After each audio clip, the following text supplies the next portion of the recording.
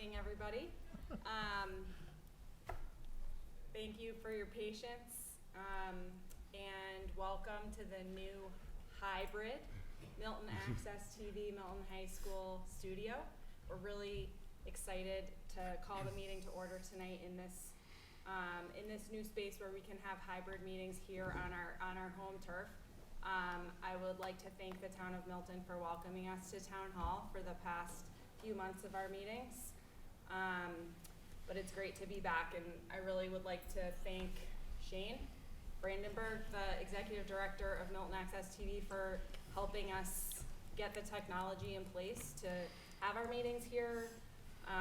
Sean and Jason, who are behind the scenes and help all the time. Tom helped a lot at our meetings in Town Hall. So thank you to you guys. And before we approve the agenda, the flag ended up over here. We'll pledge allegiance.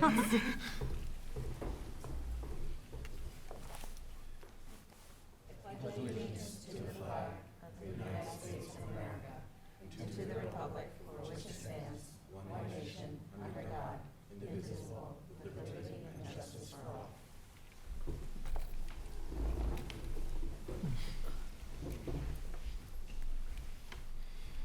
Okay, so. Just a bit closer. Sorry. You're good. Thank you. I hope everybody heard me thanking you and your team. In approving tonight's agenda, I believe we're going to postpone the vendor warrants. Are there any other changes to the agenda this evening? Okay. So we can go ahead and approve that and move along to our citizen speak portion of the agenda, where we set aside up to 15 minutes for members of the community to come and share their perspectives with us for up to 3 minutes per person. Is anybody in the audience here for citizen speak this evening? Dr. Pavlicek, do you see anybody on Zoom? No, I don't. All right. In that case, we'll just keep moving on to the superintendent's report. Peter. Great, thank you. So I'm going to give a brief update before we get to our main event, which is our Tucker Elementary School Site Council. Thanks all for being here. Excited to hear from you. So I'm going to go through a few things happening right now. Obviously, we're headlong into our budget. We're going to get an update later on. I just wanted to share on my report, been working with principals to kind of come together and look at the process anew. We have had a few meetings. We're kind of moving forward, looking at needs district-wide. Really kind of trying to front that conversation around vision and what does this budget represent. So this is work that, a few people a few principals mentioned that they thought they were excited about the work and said they could see how we could grow year to year in this process in terms of budget development to get clearer about the work that we're doing and our why. So that was pretty exciting. Another thing on tap right now, I have a meeting this week or next week. We're putting together a website team to begin the process of looking at a website redesign. Raise your hand if you think that's a good idea. Okay. I think it's overdue, and it's part of our overall, looking at all of our communication and working towards clarity. A no dead link policy, and I think also just kind of modernizing some things too, making things just kind of look nice as well. So that is happening. Our plan right now is to do that work over the next months. We're probably looking at pressing play over the summer when our team will have time to do all the uploading and other work. I am also, and I've talked to a few of you and others in the district about logo as well, and a logo redesign process. So that's something that is also coming. Excited to have an MPS logo, which we kind of have a logo we share with the high school. We have an M, which is sometimes used. Our letterhead is just a Town of Milton emblem with school written across it's not really ours either. So that will kind of be coinciding with this, and I foresee that being a community activity where people are engaged and a part of helping us envision like what a logo might look like. So that's coming. We last night the select board approved ARPA funding for an additional bus. Glenn is working with First Student and figuring out how to the kind of the best way to pick up students, in terms of the students that remain on the wait list. And we are starting to communicate with families too, to let them know as we figure out what that route will look like. So that's exciting, and grateful that the town's supporting us in that. Calendar development is underway. We're having conversations within our curriculum leadership, within our central office leadership, talking about our current calendar, looking at pros and cons of, what works for students and families, what are the needs of professional development, and doing the work of the strategic plan. We need time with staff to do that work. So we're looking at all those things and working to balance them. And that work is happening over the next month or so, and we'll be bringing that forward here at some point. A couple dates that Charlene wanted me to mention. A preschool, these are nights established for preschool and kindergarten information. Preschool is January 11th. This is just for folks listening in. Kindergarten is January 25th, and more information to follow as time gets closer. And I don't know how many people are going tomorrow night to the play, but the play starts tomorrow night and goes through Friday and I think Saturday too. I'm gonna go tomorrow night, and excited for Susical. And that's my update. Thanks. Any questions? Thank you for seeing through that bus. Yeah. That's great. Thanks news. to those of you that helped to also make it happen. So with that, the Tucker team come up and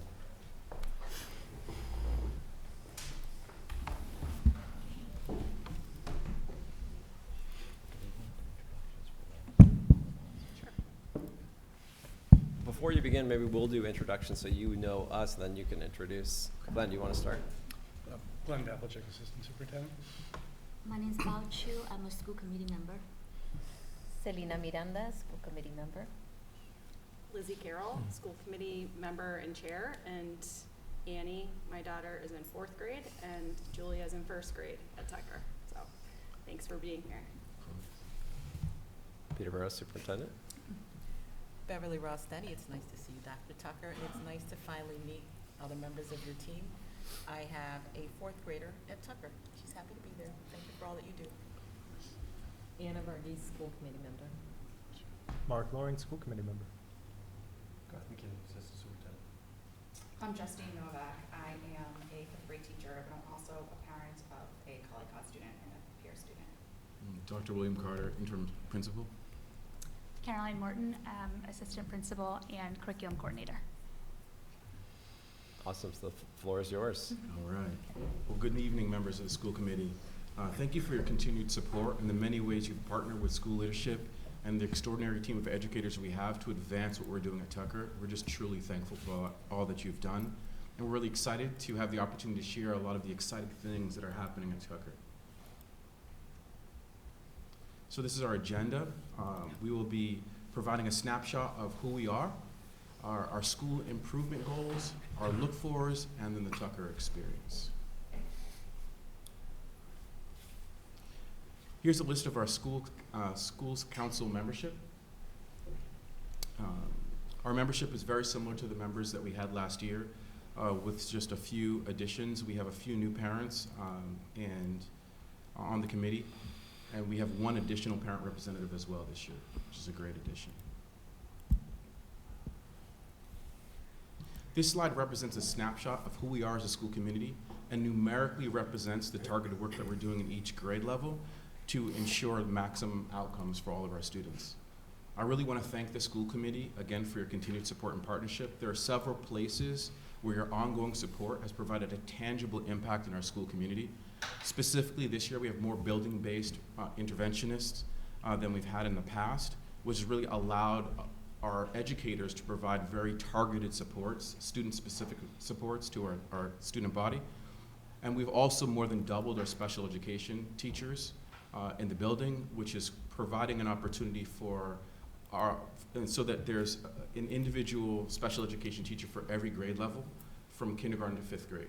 And that's a significant improvement within our ability to provide high quality service provision to all of our students with IEPs within the building. And so we're really thankful for that.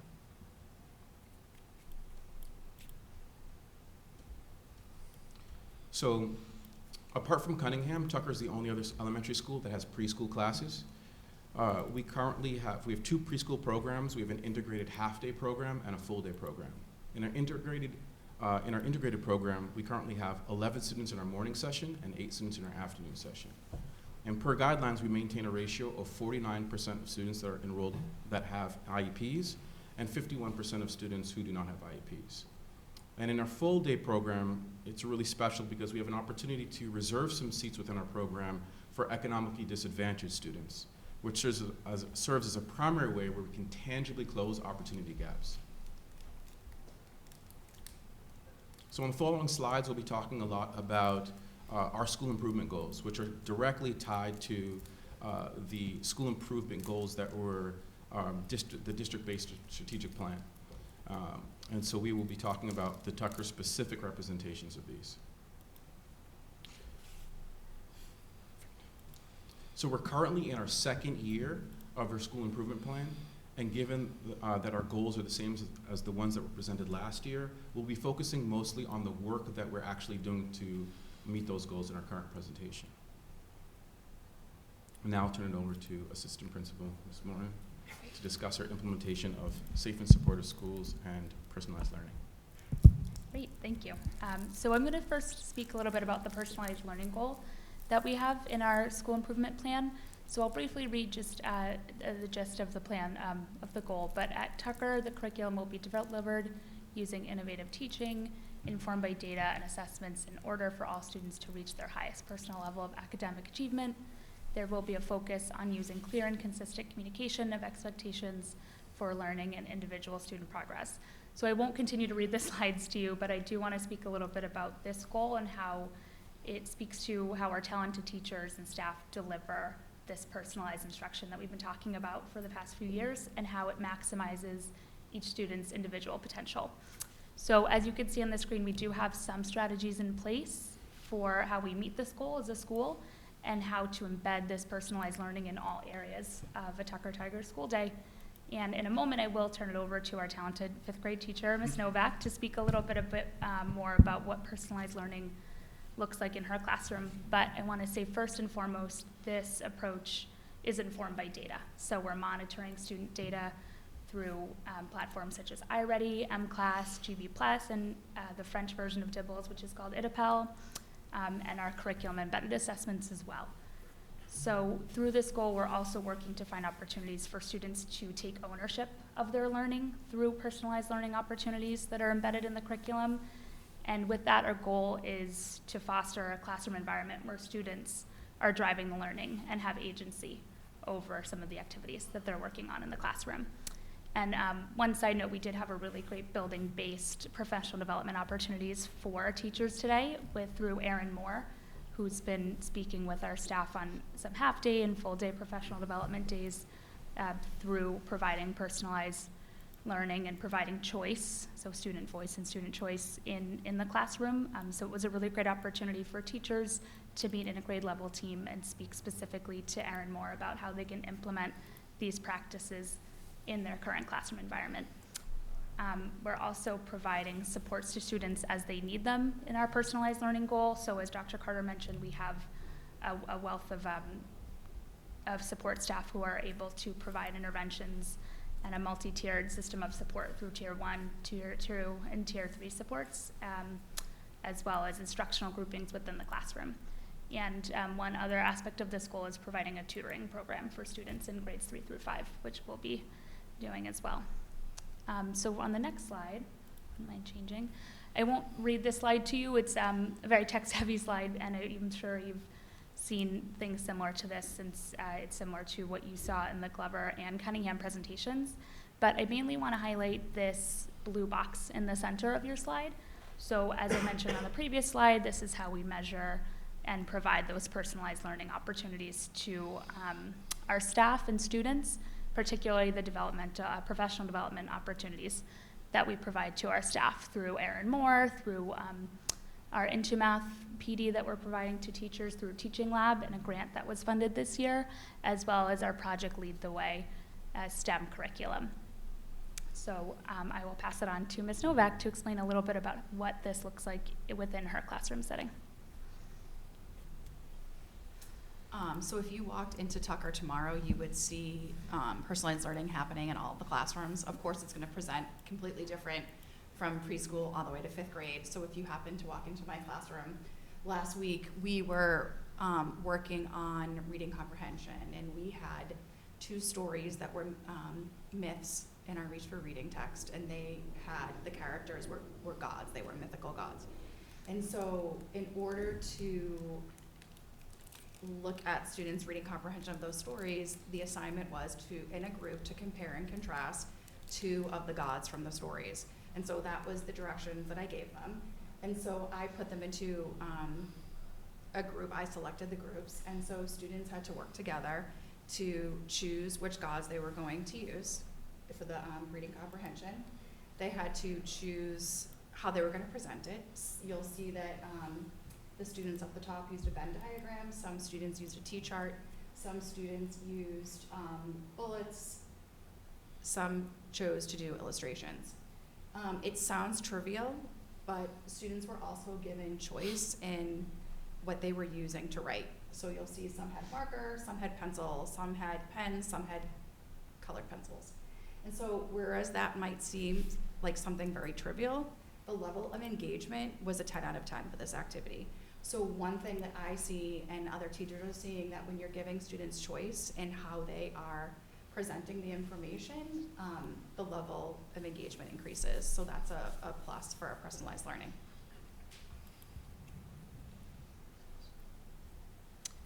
So the next slide is our social emotional goal as a school and how we maintain a safe and supportive environment for our Tucker Tigers. So this goal, again, is to support positive social and peer interactions in both structured and unstructured times in our student school day. So one thing that I wanted to point out before speaking a little bit more to this goal is under the measuring progress, number 7, the strong classroom culture that's driven by dedicated staff members.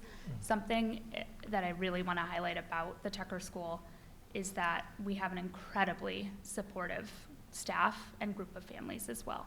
Our staff is really dedicated to building positive relationships and making all students feel welcome and included, and you can feel it the second you walk into the school. You can feel it within the hallways. You can feel it during arrival and dismissal.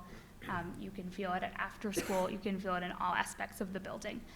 Whether you are greeted in the morning by Dr. Carter in the back or Ms. Keeney and Ms. White in the front, and all of our friendly teachers on Oak Street, you really do feel that Tucker is a true community school. So that was something that we want to highlight. But in addition to those positives about the Tucker School, we also have a wonderful school adjustment counselor as well as 2 SEL leads within the school building who we collaborate with to continue to meet this goal.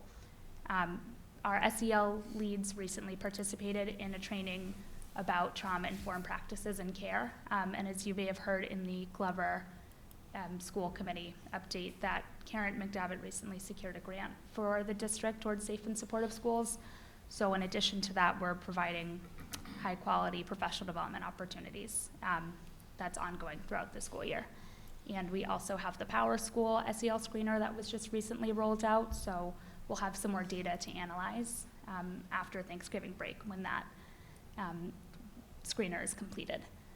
So as you'll see on the slide, we have some strategies in action, including regular and impromptu meetings with our guidance counselor, PBIS, and restorative justice practices that we use throughout the school day, the second step SEL lessons, Calm Classroom. Our Tucker Enrichment Clubs are very popular, including our gardening club, who just harvested a lot of kale, was a little aside, which actually we're able to donate to the food bank across the street for Thanksgiving. So again, just tying in other members of the community in our school-based projects. And we also have a very strong PTO who puts on a lot of PTO-sponsored events. One other thing that I wanted to highlight is our PBIS system. So our Tucker parents on the committee have probably heard a lot about the Tiger tickets that we use. And our motto at Tucker is that Tucker Tigers are respectful, responsible, safe, and kind. So students will earn tickets individually for showing expected behaviors, but they are pooled into a whole class ticket count, which really builds another layer in this sense of community. So they succeed as a group. So in addition to our PBIS system, I know Dr. Carter and I engaged in some professional development over the summer through restorative justice. We have our restorative justice coaches who come to the building, bless you, weekly, and we've really been embedding those restorative justice practices within the school day and having weekly check-ins with our coaches. So in equity and learning, we seek to ensure that all students are learning in an environment that's affirming, equitable, and celebrates the diversity that exists at Tucker. It's something that's extremely important to us.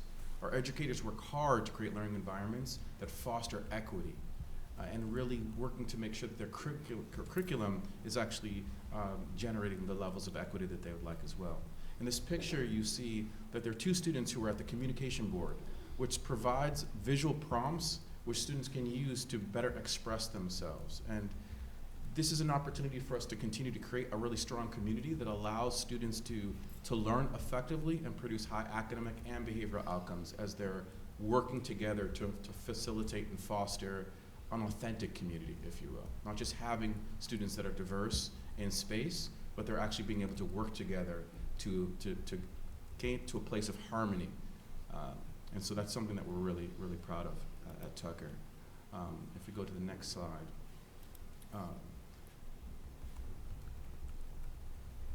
So these are some of the ways in which we really focus and measure our progress within this equity and learning strand. We definitely use data to effectively target student strength and growth areas and to make sure that the work that educators are doing within the building that we're doing is really focused on what kids actually need. There are strong partnerships between classroom teachers and interventionists to ensure that all students are getting the academic support that's really specified to their specific needs. I think that's one thing that getting to know the Tucker community, it's really, really beautiful to see the partnership between the classroom teachers and the interventionists. It's one way where we'll be able to see just the beautiful community that's been created at Tucker amongst the educators. Our SST and behavioral health teams find creative, thoughtful, and data-driven ways to meet the specific needs of students and families. And they do extraordinary work. We meet weekly, to ensure, as teams, to ensure that we're really focusing on students who are in need and families who are in need.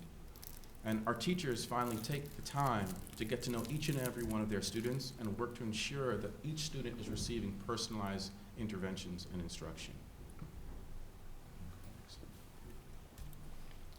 So our MCAS results, we're really proud of our MCAS results.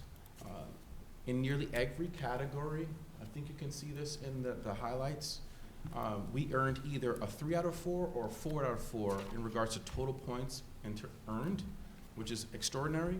And in regard to mathematics achievement specifically, our lowest performing students and mathematics growth for all of our students, we earned 4 out of 4s, which is really a wonderful place to be at Tucker.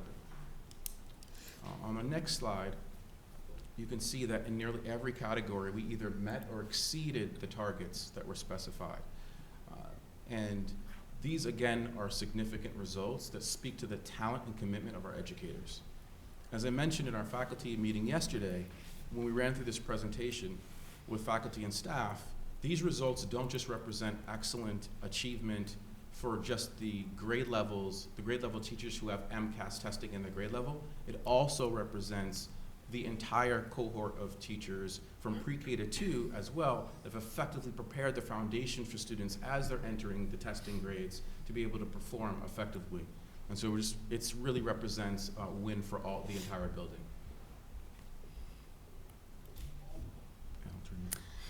Yep, so another data point that we've been assessing at the beginning of this school year is our M-Class data. So as you're aware, our new literacy screener is through M-Class, also known as the DIBBLS. We've been working really closely with our literacy director, Kat DeRoche, on implementing this new screener, as well as our literacy leadership team at the district level and our building-based reading specialists. So we're really encouraged by this initial data that we're seeing from grade levels K to 5, but what you're seeing on the screen is from our fall diagnostic, and really what this data we're using this data for is to inform how we provide tier 2 supports to our students and who is working with our grade level reading specialists. So we have a reading specialist who works with first and second graders, a grade 3 reading specialist who works at both Tucker and Glover, and then we have a grade 4 and 5 reading specialist as well, which is a unique position to Tucker. So what we'll do is reassess this data when we complete the winter diagnostic and move forward with the supports that we have in place, but also compare student growth and inform our tier 2 supports that way. So this is the first year that we're using this particular screening tool. So it's a little bit difficult to compare this M-Class data with last year's Lexia data, but on the next slide, on this one right here, you'll see our iReady data, which we are able to compare across a few years of implementation that Dr. Carter will speak a little bit more towards.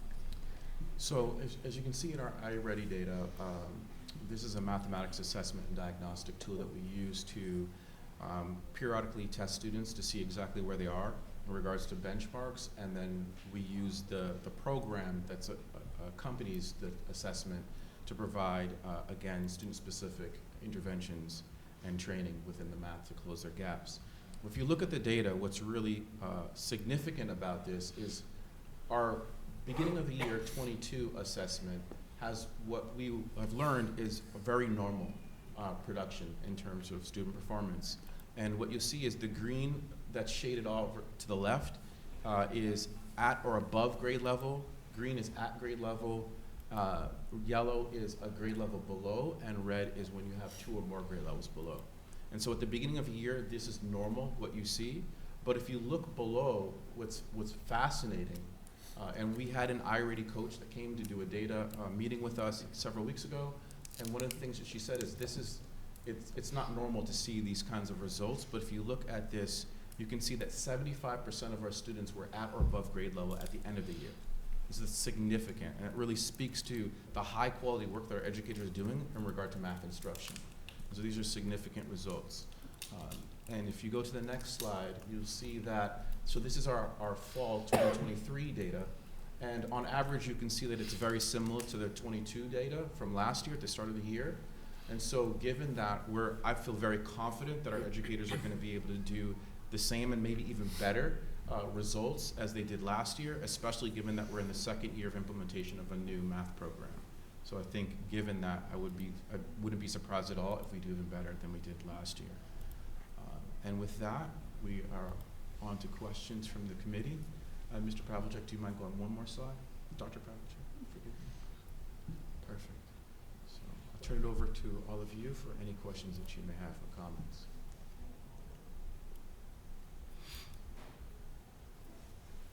Thank you so much for the presentation. My kids were very lucky to get chosen to participate at the full day pre-K program at Tucker, both of them, luckily, coincidentally. I am very curious about the student support team module, and how does it work? And it seems like it says for 3rd to 5th graders. So are they the older kids, the 5th grader are tutoring the 3rd graders, or is it the 3rd to 5th graders tutoring the younger kids? And I'm just curious about how this works, and wondering if it could be borrowed into other school systems. So I think one aspect of that you're speaking to is the Tucker tutoring program. So that was implemented last year through some of our Title I funding. So we're going to continue to have that tutoring program this year. But it's Tucker teachers who are working with students identified by classroom teachers who could benefit from an extra bit of tutoring after school or some homework help. So there was a group last year of 3rd grade students that worked with an educator, 4th grade students, and 5th grade. So we're going to continue that model this year and kind of implement some tutoring. And then also one other aspect that we wanted to implement too in our goals for this year and next year is to implement some kind of mentoring program as well for students in grades 3 through 5 through some of that Title I funding. Did that answer your question, or were you talking about the student support team as well? So the tutoring program is different from the student support team, right? Yes. So how is the student support team work? So I can explain that. So essentially what we've done is, as teachers are going through their daily routine with students, if they find a student that they feel might need extra support, or if there are any concerns that they may have, that they can bring it forth, recommend that student to be kind of viewed through the student support lens. And we have a group of educators that come around and interventionists that really go through, so we hear whatever the teacher is saying about the student in terms of observations, and then we begin to figure out what, if any, extra supports are needed for that child, so that we can kind of use Tier 1 and Tier 2 supports to see if we can make an improvement in whatever gap the teacher is seeing. And the student support process, that team begins, it's in some sense a conduit to whether or not, if we go through a whole process or several cycles and it's really clear that the student needs additional support, then we might recommend that student for IEP testing to see if there's something else that needs to happen. But the goal and the power of this is, before we actually recommend students for IEPs within the building or for special education testing, we use this to see, are there other things that we can be doing to provide supports that are common supports, if you will, that will benefit a student without having to go into the special education system, so that we're only utilizing that when we need to. But it may be that students don't need any of that, but they just need other supports. And so again, having all the interventionists that we have in the building really helps, because we can provide students extra math support, extra reading support, et cetera, without having that to be part of the special education system. And we can kind of go through this 6 to 8 week process and then re-review afterwards to see, did our interventions, did that work? Did it help? Did it benefit the child? And then we can kind of determine, do we continue with this and it's working, or is there more or less that we need to do based on that? So they're both, the tutoring program and the student support team program are both from the teacher providing support to the students. Yes, educators providing support to the students. That's correct. And the student support team is also, the process is chaired by Maureen Butler, who is our inclusion specialist at all elementary schools. So this process is uniform through all of the 4 elementary schools. So the referral process, and then the support team members are Tucker-based interventionists, as Dr. Carter mentioned, our adjustment counselor, the classroom teacher, administrators, just to make sure that we're giving students all of the supports they may need throughout their school day to meet their goals. Yeah, our nurse as well is part of that team. So anyone who's important in the life of a student is really sitting around that table, so that we can have a very holistic view of each child to make sure that we're really seeing the child for who they are and the families, and being able to figure out what's the best next step. This is a very effective way of helping a student before we try to outsource it to any kind of special education diagnosis or outside of the district support. Absolutely. Definitely. And I'm not surprised to see how dramatic the changes are in the testing score from around 35% to over 75% from the beginning of the school year to the end of the school year. Great job. Thank you so much. much. Appreciate it.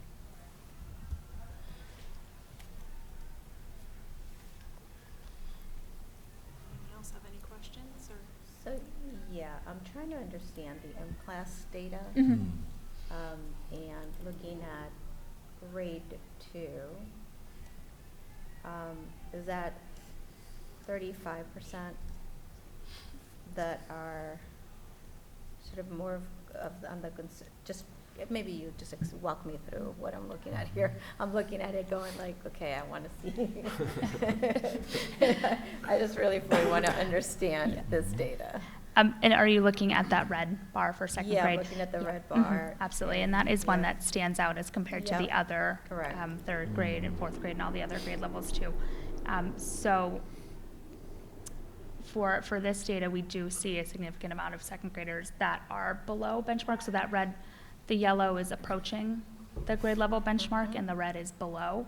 So for those students, those would be students who would be have access to tier 2 supports through our reading specialist.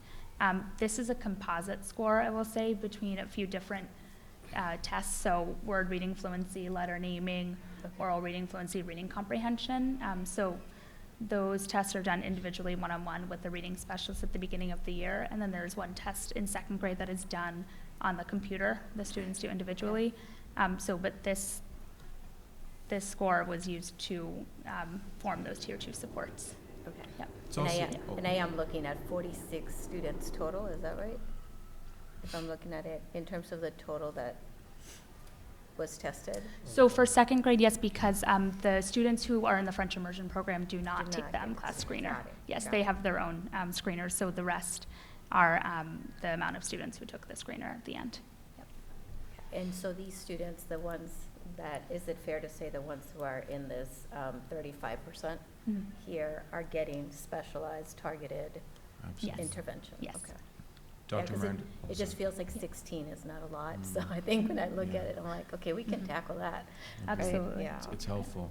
And Dr. Miranda, I just want to let you know as well that when you look at this, there is clearly a discrepancy or a difference between grade 2's results and the other grades. Yeah. And I think one of the reasons that we'd see, especially given that we're talking about reading development Mhm. and acquisition, that these students were students that were in kindergarten in one of the major COVID years. Yes, that's what And I'm- so yeah. clearly you can see where if that was a hybrid or mixed year, that would directly affect Mhm. students' ability to learn how to read and to decode and do all the things they need to do. And so that's probably why we're seeing a different discrepancy there. 'Cause they And as we would've- go through the data, you can kind of see Yeah. COVID has affected all of our students in different ways. It's just figuring out what those ways are, and as we go through the data, we can kind of see some of those differences and changes. And I think that, I would argue that that's probably the reason why there's more red in grade 2. Grade But two, again, it would've because been we what, have, a hybrid, or was that a hybrid year for them? Yeah. They, The first kindergarten? I think kindergarten would have been kindergarten hybrid. hybrid. yeah. And even last year was a different year. It was that first year kind of out, which Mhm. was sort of normal, but not really normal. Yeah. But hopefully that explains some. Mhm. Thank you for walking me through that. Of course. So, I just had, thank you so much for the presentation. Of course. Oh, no, hopefully you guys can hear me. So this is great, and I really am, like, I was really kind of intrigued by your description of personalized learning and the examples you shared. So I know student choice, I think that's phenomenal, and to see that student engagement has increased, that's huge. I used to be one of those kids who just kind of memorized stuff and then forgot about it, so it's great that they're engaged. So how do you kind of balance, if a student decides, hey, I'm gonna do an illustration for this assignment, how do you kind of balance that they are learning how to write sentences and all of those kind of things? Like, how do you kind of balance that? So they're still learning that. Do you kind of get, yeah. So this particular assignment had a component, an individual component after. So they did their group work where they came up with their brainstorming, which we always do before we write something. We always start with the brainstorming piece. So the second part of it, which you didn't see, which is more individualized, but they actually had to then write an essay. But they could have done their brainstorming any way they wanted to. But there are often opportunities to not only do writing, but I can have a conversation and say, So, tell me about these two gods, why were they different? So it can be oral, because some people don't like to write, so that's another way that you can embed personalized learning. I'm still assessing them, but I'm not doing pen and paper. So while this is going on, I'm going around to each person and, talking to each group and looking over their shoulder and engaging them and talking with them. So I can extrapolate how each person is responding to the task. One of the things that Mrs. Novak alluded to, which I think is important, is that teachers have the agency to determine what aspects of the curriculum or the instruction they'll provide choice for. And so, as you can see, what she was saying is there are certain aspects that were non-negotiable that all the students were learning and doing. And so I can understand if you give kids complete choice, then they may not learn the things that they need to learn, essentially. But I think that's where the teacher has that realm of freedom to determine this part of the lesson will not be of choice and everyone has to do it, but these aspects I will add choice. Or when you're doing this part of the lesson, I'm going to provide choice in these areas, but not in other areas, so that they can really control and ensure that their daily objectives and aims are being met. Great.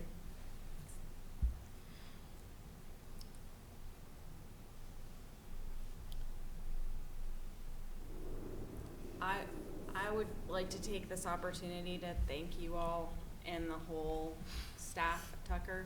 My family just feels really proud and grateful to be a Tucker family, and my kids love going to school every day and have had a really great experience there. Through the challenges that we've all faced, I just really appreciate the support you described, that sense of community, and we've heard in some different presentations this concept of the trusted adult, and I know that my kids, I feel confident sending them to Tucker every day because I know they have numerous trusted adults, and they just feel really a sense of belonging there, and they learn a great deal that it continues to impress me when I'm trying to help them do their homework sometimes. So thank you for everything that you're doing. Thank you as I well. wanted to briefly add that we sent a survey out to our faculty and our students about one thing that they love about the Tucker School, and the question was, what is something that makes you happy about coming to the Tucker School every day? And on top, of course, of lunch and recess being and specials being the number one, students cited their teachers and their friends. So there's an overwhelming sense that students in this school have a trusted adult on more than one occasion. This is something that I really find unique to Tucker, just in my experience working in Milton and having a new experience moving into leadership at the Tucker School.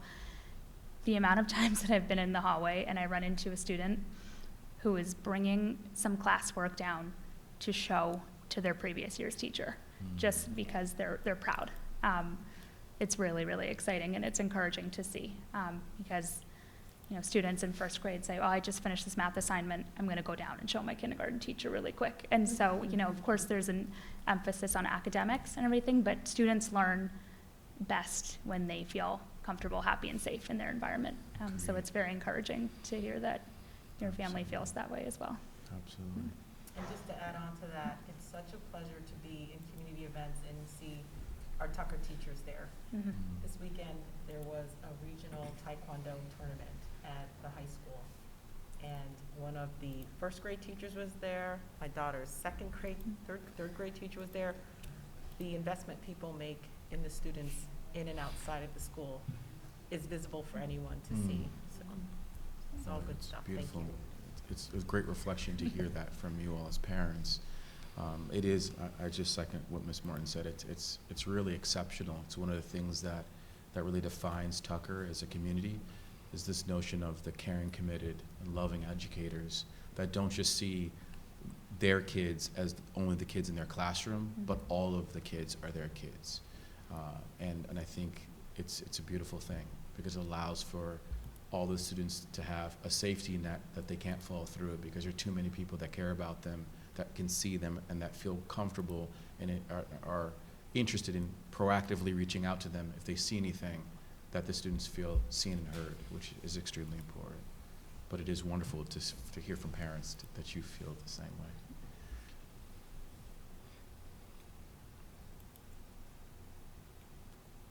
All right, well, thank you again. Thank you Thanks so for much. taking the Thank you. time to be Yeah. with us this evening. Absolutely. Thank you. Thank you. Thank you.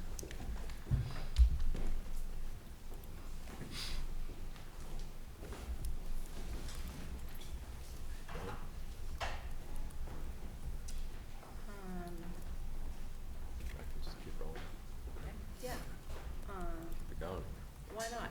Well, you're gonna give us the enrollment report. Sure. first. I actually, didn't think of this when we were going over the agenda, but do we wanna jump forward and have Chris present, or, We could, he might Is- stay, last time he stayed even after or, we were around, so would you?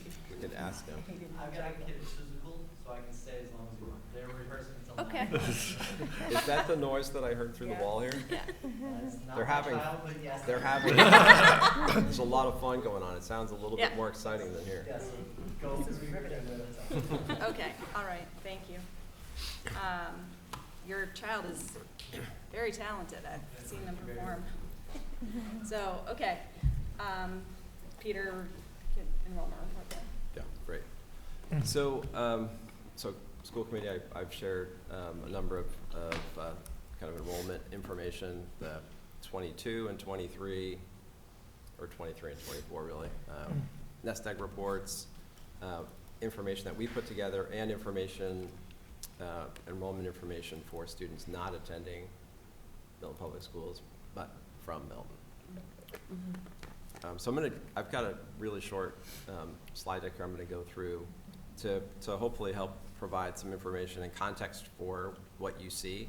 I think some of the numbers can be misleading in terms of everything we've talked about regarding space. We just had this conversation in the facilities advisory, so you all could probably present this too. So let's go to the first slide there. Or the second slide, the first real slide. So if you look back, and I'll just show this for the community too. Everyone who's watching, I'll put a couple graphs up so you can see what we're talking about here. But overall trends, the enrollment's pretty flat. And if when you dig into the different cohorts and different classes, there's nothing really comes out as like, you know, in some districts you'll see a big bubble kind of going through the system, and things feel really tight, and then that subsides. They all, you're right, move up into secondary, and the elementaries can breathe again. When you look at our data, it's very consistent. We do have, you know, well, most of our elementary schools have a combination of like 3 strands, 4 strands, so sometimes one grade will have a slightly larger bubble, so we do have that kind of variation. That's pretty normal for a district of our size. But we're pretty flat. I think this is confusing for some people who might look at this data to say, okay, we're hearing all about these space needs and challenges, and you know, if our numbers were the same 5 years ago, are the same now, and will be the same in 5 years, you know, what's going on? Have we always been in an overcrowding kind of situation, and we're just kind of now realizing it, kind of like a frog boiling in water?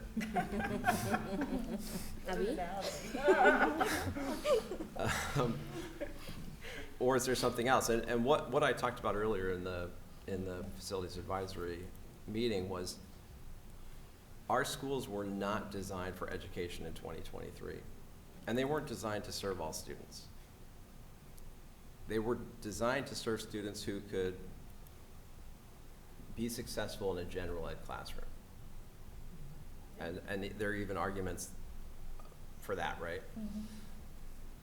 The way that our programming has changed, and when those of you who went around the people in the facilities advisory went when Glenn was driving the bus that day. You probably heard about crazy white bus screeching around the town of Milton.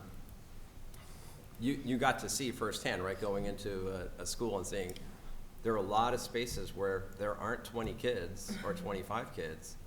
There are 3 or 4, or there are service providers. Schools have taken on a lot of the work that probably traditionally wasn't done anywhere, but maybe was done in Health and Human Services and other sectors. So we have both the combination of students with increasingly diverse needs. We have a commitment to equity and a commitment to serving all students and not sending every student to another town or another program.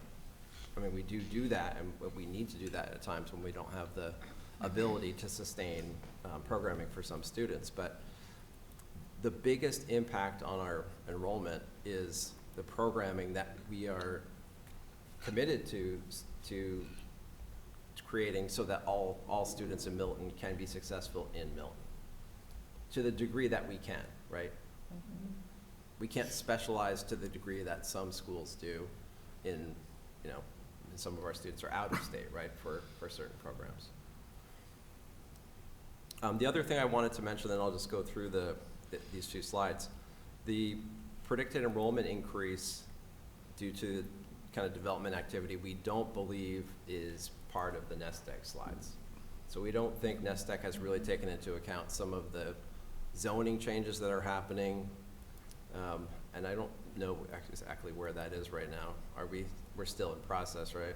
Yeah. The zoning changes that are happening, the 40Bs that are going up, so those will put, I think we will see an uptick in enrollment. I think the bigger pressure is creating a school in 2023. Based on what we know about students and based on our commitment to all students. So going to the next slide. So this speaks to what I was talking about. So here's the 5-year enrollment trend. Fairly flat. Next slide. Here it is by school. And really nothing remarkable to talk about here. Next slide. This has been a topic of conversation in the community, so I thought it would be great to just present the data and show people where we are. The first slide here is in-state private and parochial, so the majority of our students that are going to other schools, private schools primarily. And you can see that number from 2014 to 2023 is pretty much hovering around 1,000, up and down. If we went back in time, I would probably see a fairly consistent number. I don't know how far back we'd have to go to see a different number. That might be interesting to look at. Do you know, Glenn? It was higher, Was it higher? yeah. Do you know what it was at? At one point, when, before some of the private schools went grade 7 and 8, at grade 9, there was a point in, I would say, in the 90s where we would lose 15 to 20% of the 8th grade to public and private and parochial schools. So that's a much bigger drop than we see anywhere now. Okay. The number of 1,000 wouldn't have been bigger because of fewer grades. They weren't as, you know, the Higher percentage. Okay. you know, the BC highs and those weren't at grade 7 back then. They were only 9 through 12. So it was a smaller cohort of students who were eligible to go out of district, especially at the high school level. But we did, prior to the building these schools, when we had the old high school on Central Avenue, there was a very significant drop-off, grades 8 to 9. So that's that, and then the final slide is just the additional students attending outside of Milton. So these are, you can see on the left side that chart, vocational, out-district, public, collaboratives, charters, homeschool, and out-of-state, private and parochial. So those numbers as a total don't make up more than 50, that's about 100 students or so. So that's our enrollment.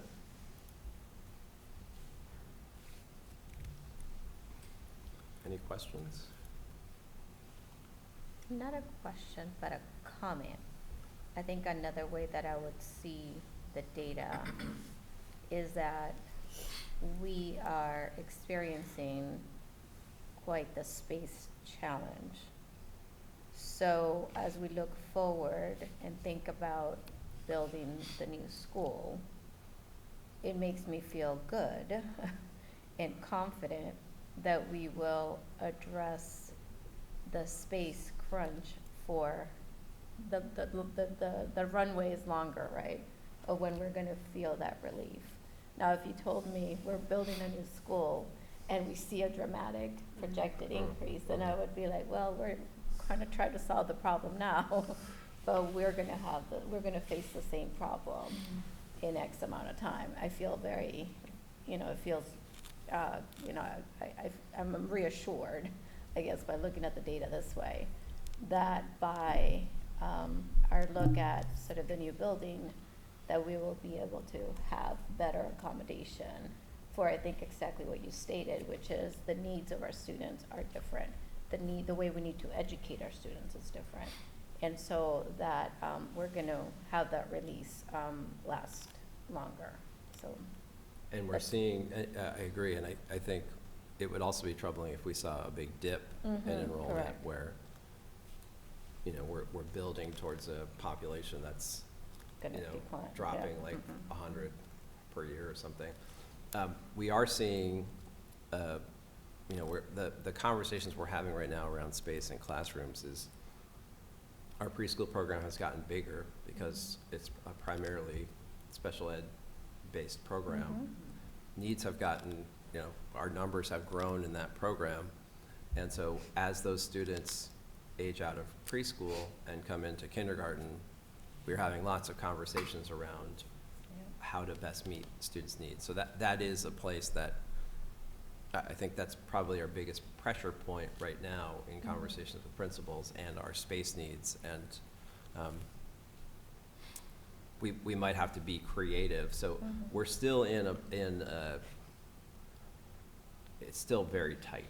And I think we're gonna feel the belt tightening a little bit over the next years as we're, I mean, frankly, as we're working to provide supports for these students, and we're looking kind of systematically across the board at all of our schools. Right now, since we have some programs at some schools, and Danielle, our Director of Student Services, has been kind of looking at this system-wide to look at how can we, provide the most services in every school, and so we've got some systems work to do. Just adding on to something that Dr. Miranda said, for those of you who are used to seeing the building presentations from Sean O'Rourke, one of the charts demonstrated our total student capacity. And while our trend has been consistent, it's been consistently beyond the capacity of our buildings. So I don't want anyone to look at this and say, I'm looking at this different. It's just another data point that can be layered onto the data that Dr. Burrows is sharing today. And I guess I'm wondering, because I also remember honestly attending meetings about this problem years ago when the NESDEC data was reaching back further. And I think so I am interested in that, like what clearly appears to be a consistent plateau now, after a pretty slight but notable increase, across a period of years. And I guess with your metaphor of the frog, Sorry. when you are, no, but when you have adapted to measures that kind of cope with very tight schools, it really doesn't take very many more students to tip you over the tipping point. Like, so I'm kind of wondering if that's what we've experienced, that we were like right up against the max, but on just under it for, you know, and we crept up, and then we hit it and we went over it. And even if we're only over it by, you know, tens of students, not hundreds of students, And the program that's changed. like you hit the tipping point and it's like it no longer works the way that it did.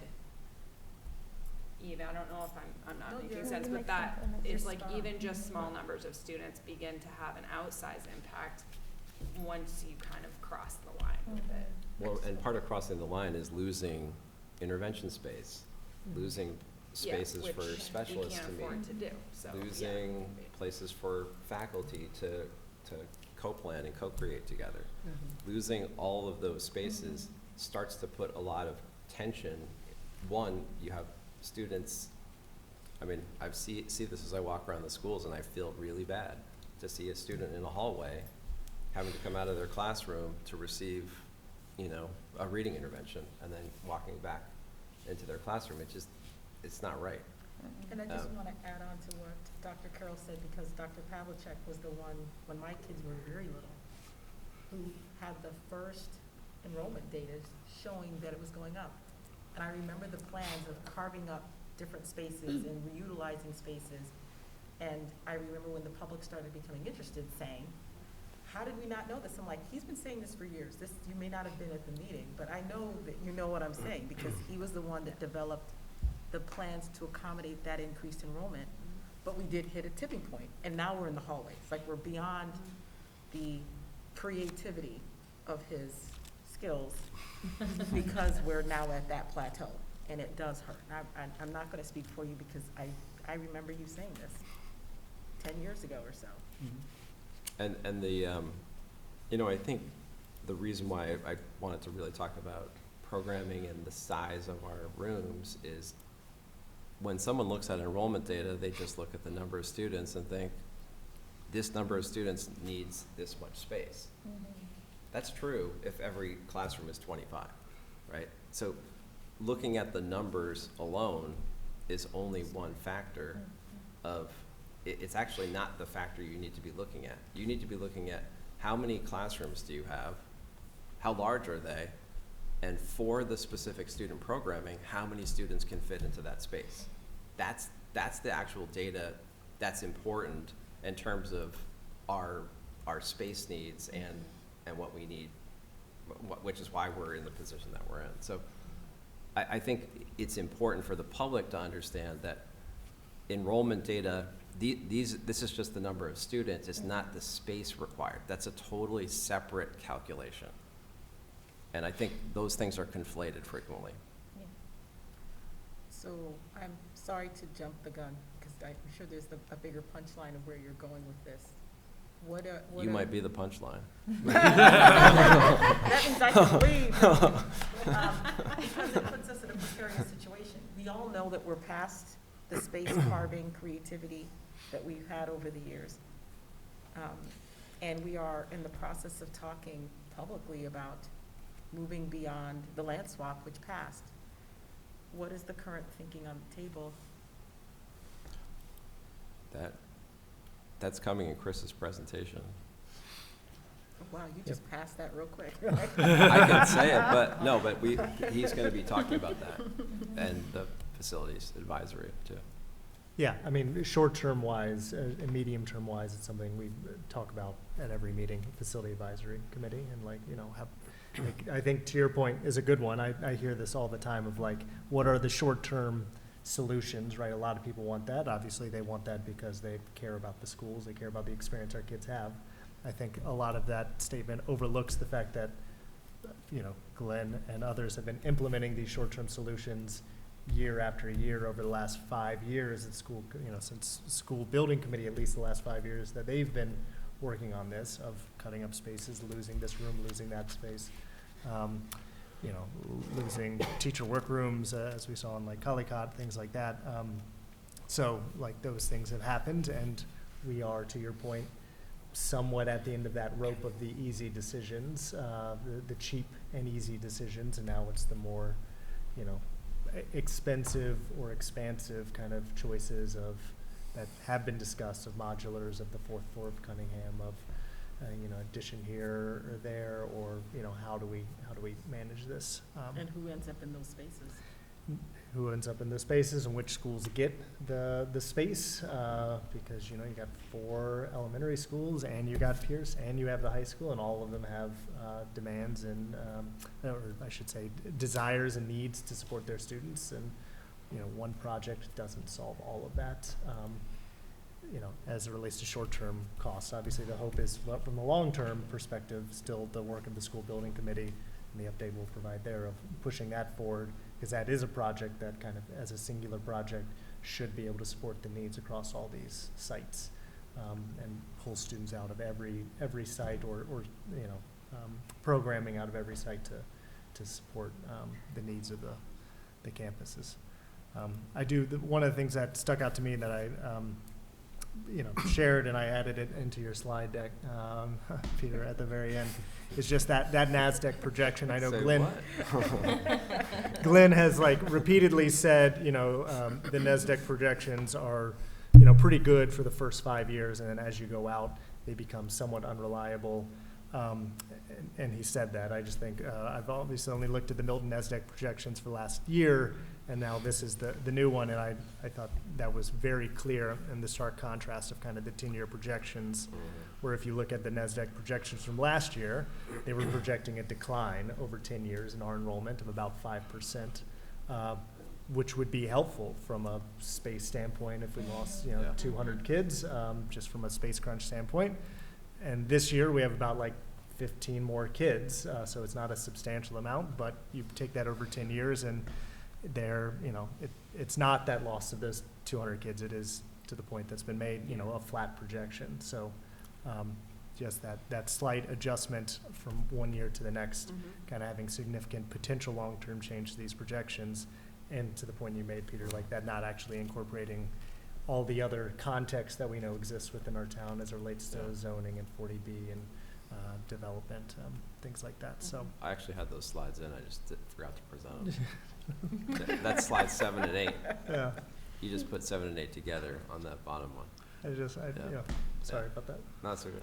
But I no. was going to present those and I didn't. yeah, but again, just to reemphasize your point, which you made at the facility advisory committee, I think is great. Is like those are the larger numbers, and they, you know, they show flat, which isn't really helpful. Of like our space issue remains our space issue, but at the same time, our identification rate is not flat. Our identification rate is going up, and like, you know, it used to be 13% 10 years ago, and now it's over 17%, and that represents 200 more kids that have been identified for small group services pull out, you know, and we're not counting even the preschool program, which is expanded. And so all those space demands and issues on top of that are really significant. So I think that was a great point. Thanks, Mark. To your point about the program change, if you go back 6 years and compare to now, I think we have 30% more. We've seen a 30% increase in students on IEPs. We have a 50% increase in our nursing staff. You know, we can do statistics like that to show that it's, you know, it's the program, it's not the number of people. I mean, it's the demands that are put on it. We have 30% more occupational therapists than we did. You know, you can go down the line with all those categories and see that's where our staff growth is over the last 5 years, almost exclusively. And it reflects the demographics of our students and the changing demographics of the student body.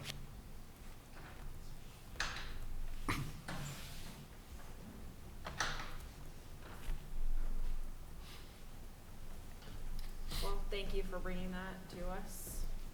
Good discussion, good for us to all stay on top of the implications of all of that, so. Anything else under your report? That's it. under the chair's report,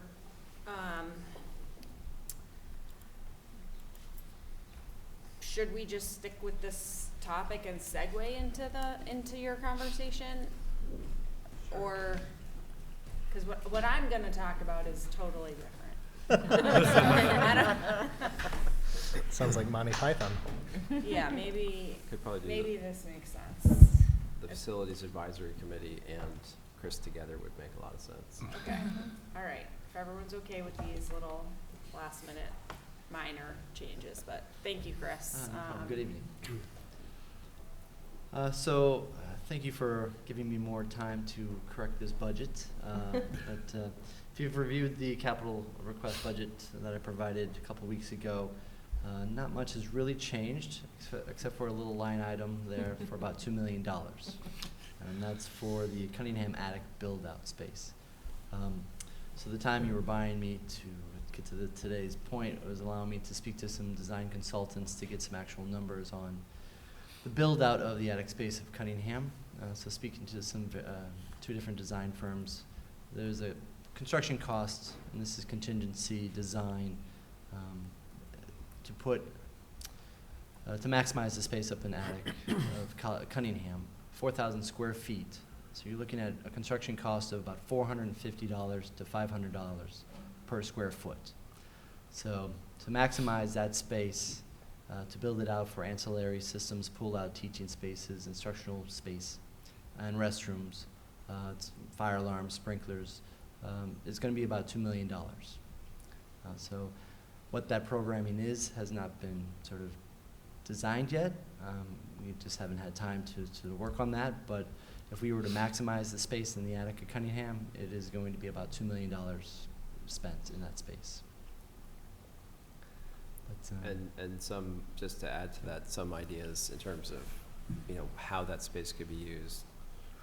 It could be anything from, art, music, classroom space, support services. So there are a range of things that we could do with that. And the nice thing about the attic is that Cunningham, Collycott is where we're experiencing pressure the most. So that is a boon. So it helps a little bit to alleviate the space issue, to take the ease off a little bit. I don't know if there's anything else you need to see on the report I can explain, but pretty much the capital projects are continuing with exterior door replacements throughout the district. Doing sort of flooring repair, carpet repair. There's cleaning equipment for the district-wide, just sort of vacuum equipment with HEPA filters, better cleaning equipment for restrooms so we can sanitize and professionally clean our restrooms in the schools, do a more professional job on those. I'm looking for some architectural engineering services. Having gone through all the HVAC equipment and mechanical spaces of every school, we have about 150 pieces of equipment that's coming of age of 20 years. So Glover, Tucker, everything we own now is 20 plus years. And so it's time to sort of get an outline for the next 10 years on replacement cost. So that is what I'm doing now. But it'd be nice to have a sort of an engineering consultant sit with me, look at how I can prioritize 150 pieces of equipment and make it budget friendly for the next 10 years. So I can't overwhelm the town and the school budget with my request, but it needs to be done in a sort of an efficient manner so we can actually start replacing equipment. So in that aspect, just there's $50,000 set aside for that. But some low-hanging fruit that a lot of the principals, as we've done our sort of walkthrough, is bottle filling stations for the students and operable windows. So those are the first things that are on my hit list. It's low-hanging fruit that can be done. It sort of is face forward, and teachers and student alike, staff will feel that fairly quickly if we can get that done next summer. And for the most part, that's it. I'm not asking for a whole lot. There's just that $2 million line item. That's it. But at the same time, you had been so conservative in your projections for next year that, really, it didn't do too much. Yeah, it's just, we just, knowing, or just wanting to know, you know, was that attic really, because it's been talked about for years and years, and sort of, were we gonna be honest, were we really wanting to do this? And it just happened to be yes, so it's like a last minute, so I just needed to be able to have some time to get some actual numbers, so we're just not asking for pie in the sky numbers, this is something that's a legitimate number that can be done. Well, and you can, when you compare this to the modular Yeah. option. Oh, absolutely. It seems much more cost effective. Correct, and you know, sort of when you're putting modular and you're doing sewage, electrical, all the plumbing that goes with it, so you're actually, it's not just modular, I mean, you're putting a building to stay Right. at the end of the day, because you'll need foundations and so Mhm. forth.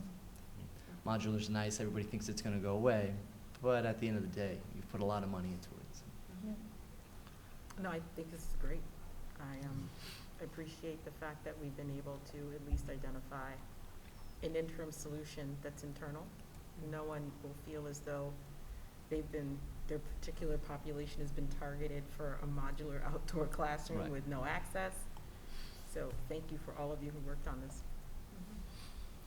Yeah, and I'll say from the Facility Advisory Committee perspective, we took a vote on this as a group, and it was a unanimous vote to support this and recommend this to the school committee. So I really appreciate the efforts. Again, I think a lot of that came out of the work of the Facility Advisory Committee, the tours, and I think to the point you made around like how do we pick, you know, this still seems like some of the lower hanging fruit, given Yeah. it is space within an existing building. And again, to the point I think Peter made, right, it is in a facility that really then can help impact two buildings and potentially then, you know, take off some of the kind of, when we have that extra kindergarten cohort come in, right, that can now, instead of going to Glover or Tucker, potentially can be taken on by Cunningham and Collicott, because they have slightly more space. That obviously has implications for the lunchroom and those times, and so they might be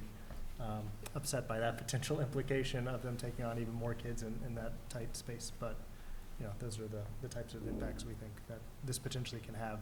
And I'll also say, like, you know, this is my first rodeo going through the capital improvement budget process, so I know not everything you ask for through this process is funded, but certainly believe strongly it's important to put it out there and say, like, hey, if this is something that the town wants to fund, if this is an urgent priority of the town to find a short-term solution, this is what we believe that short-term solution is, and this is what Chris believes, you know, through some work, it will cost us, and let's have that conversation through those, you know, additional committees.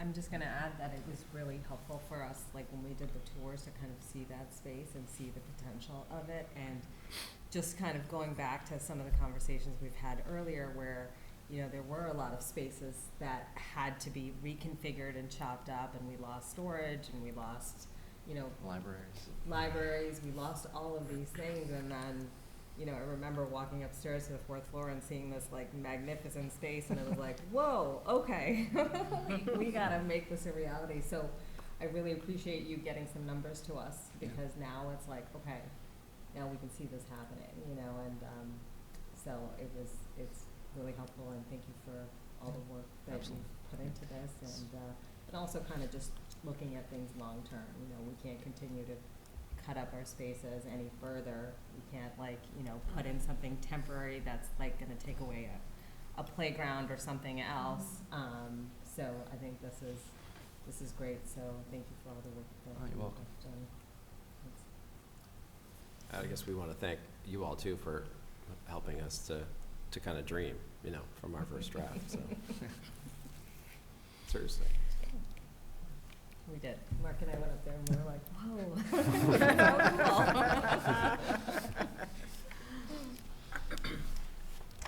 Any other questions on facilities? All right. Thank you very much.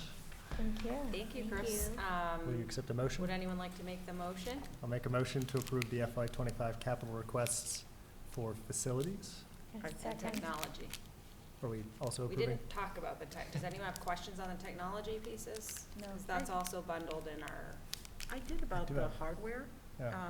I noticed there was Chromebooks, there was networking equipment, but in the memo, there was feedback about PCs and laptops, and I'm wondering, like, I looked at the Excel spreadsheet, but I didn't see that. But as Peter knows, I'm 0 for 2 today with attention to detail, so we'll see. No, you're not, you're not. Do you, Glenn? I think they were lumped in with the hardware acquisition. We're using, obviously, fewer PCs than we used to use, although there's certainly a demand in some cases, especially in special needs students for iPads and things like this, as opposed to Chromebooks. So I think Bob was putting them together. I know he was trying to be more generic in his labels, because if you put Chromebook and it gets voted in the warrant as Chromebooks, you can't buy anything but Chromebooks. So you have to be generic enough to give yourself a little flexibility. Or a I think that's what PC. Chris was talking about with his cleaning End user supplies. devices. end user devices. End user includes devices, everything. yes, Yeah, in that realm. yeah. Also, some of the hardware that had been on previous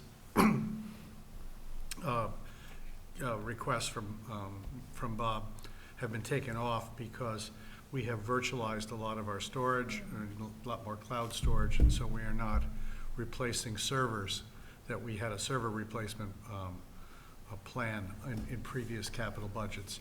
And if you compare it to, say, 2 years ago, you'll see they're not there anymore, because we're not doing it that way anymore. We're trying to do is more virtualized storage than, on-site servers. So that's the other change in his. A couple questions on the IT thing. It said Chromebooks grades whatever it is, through 10th grade, I think it said.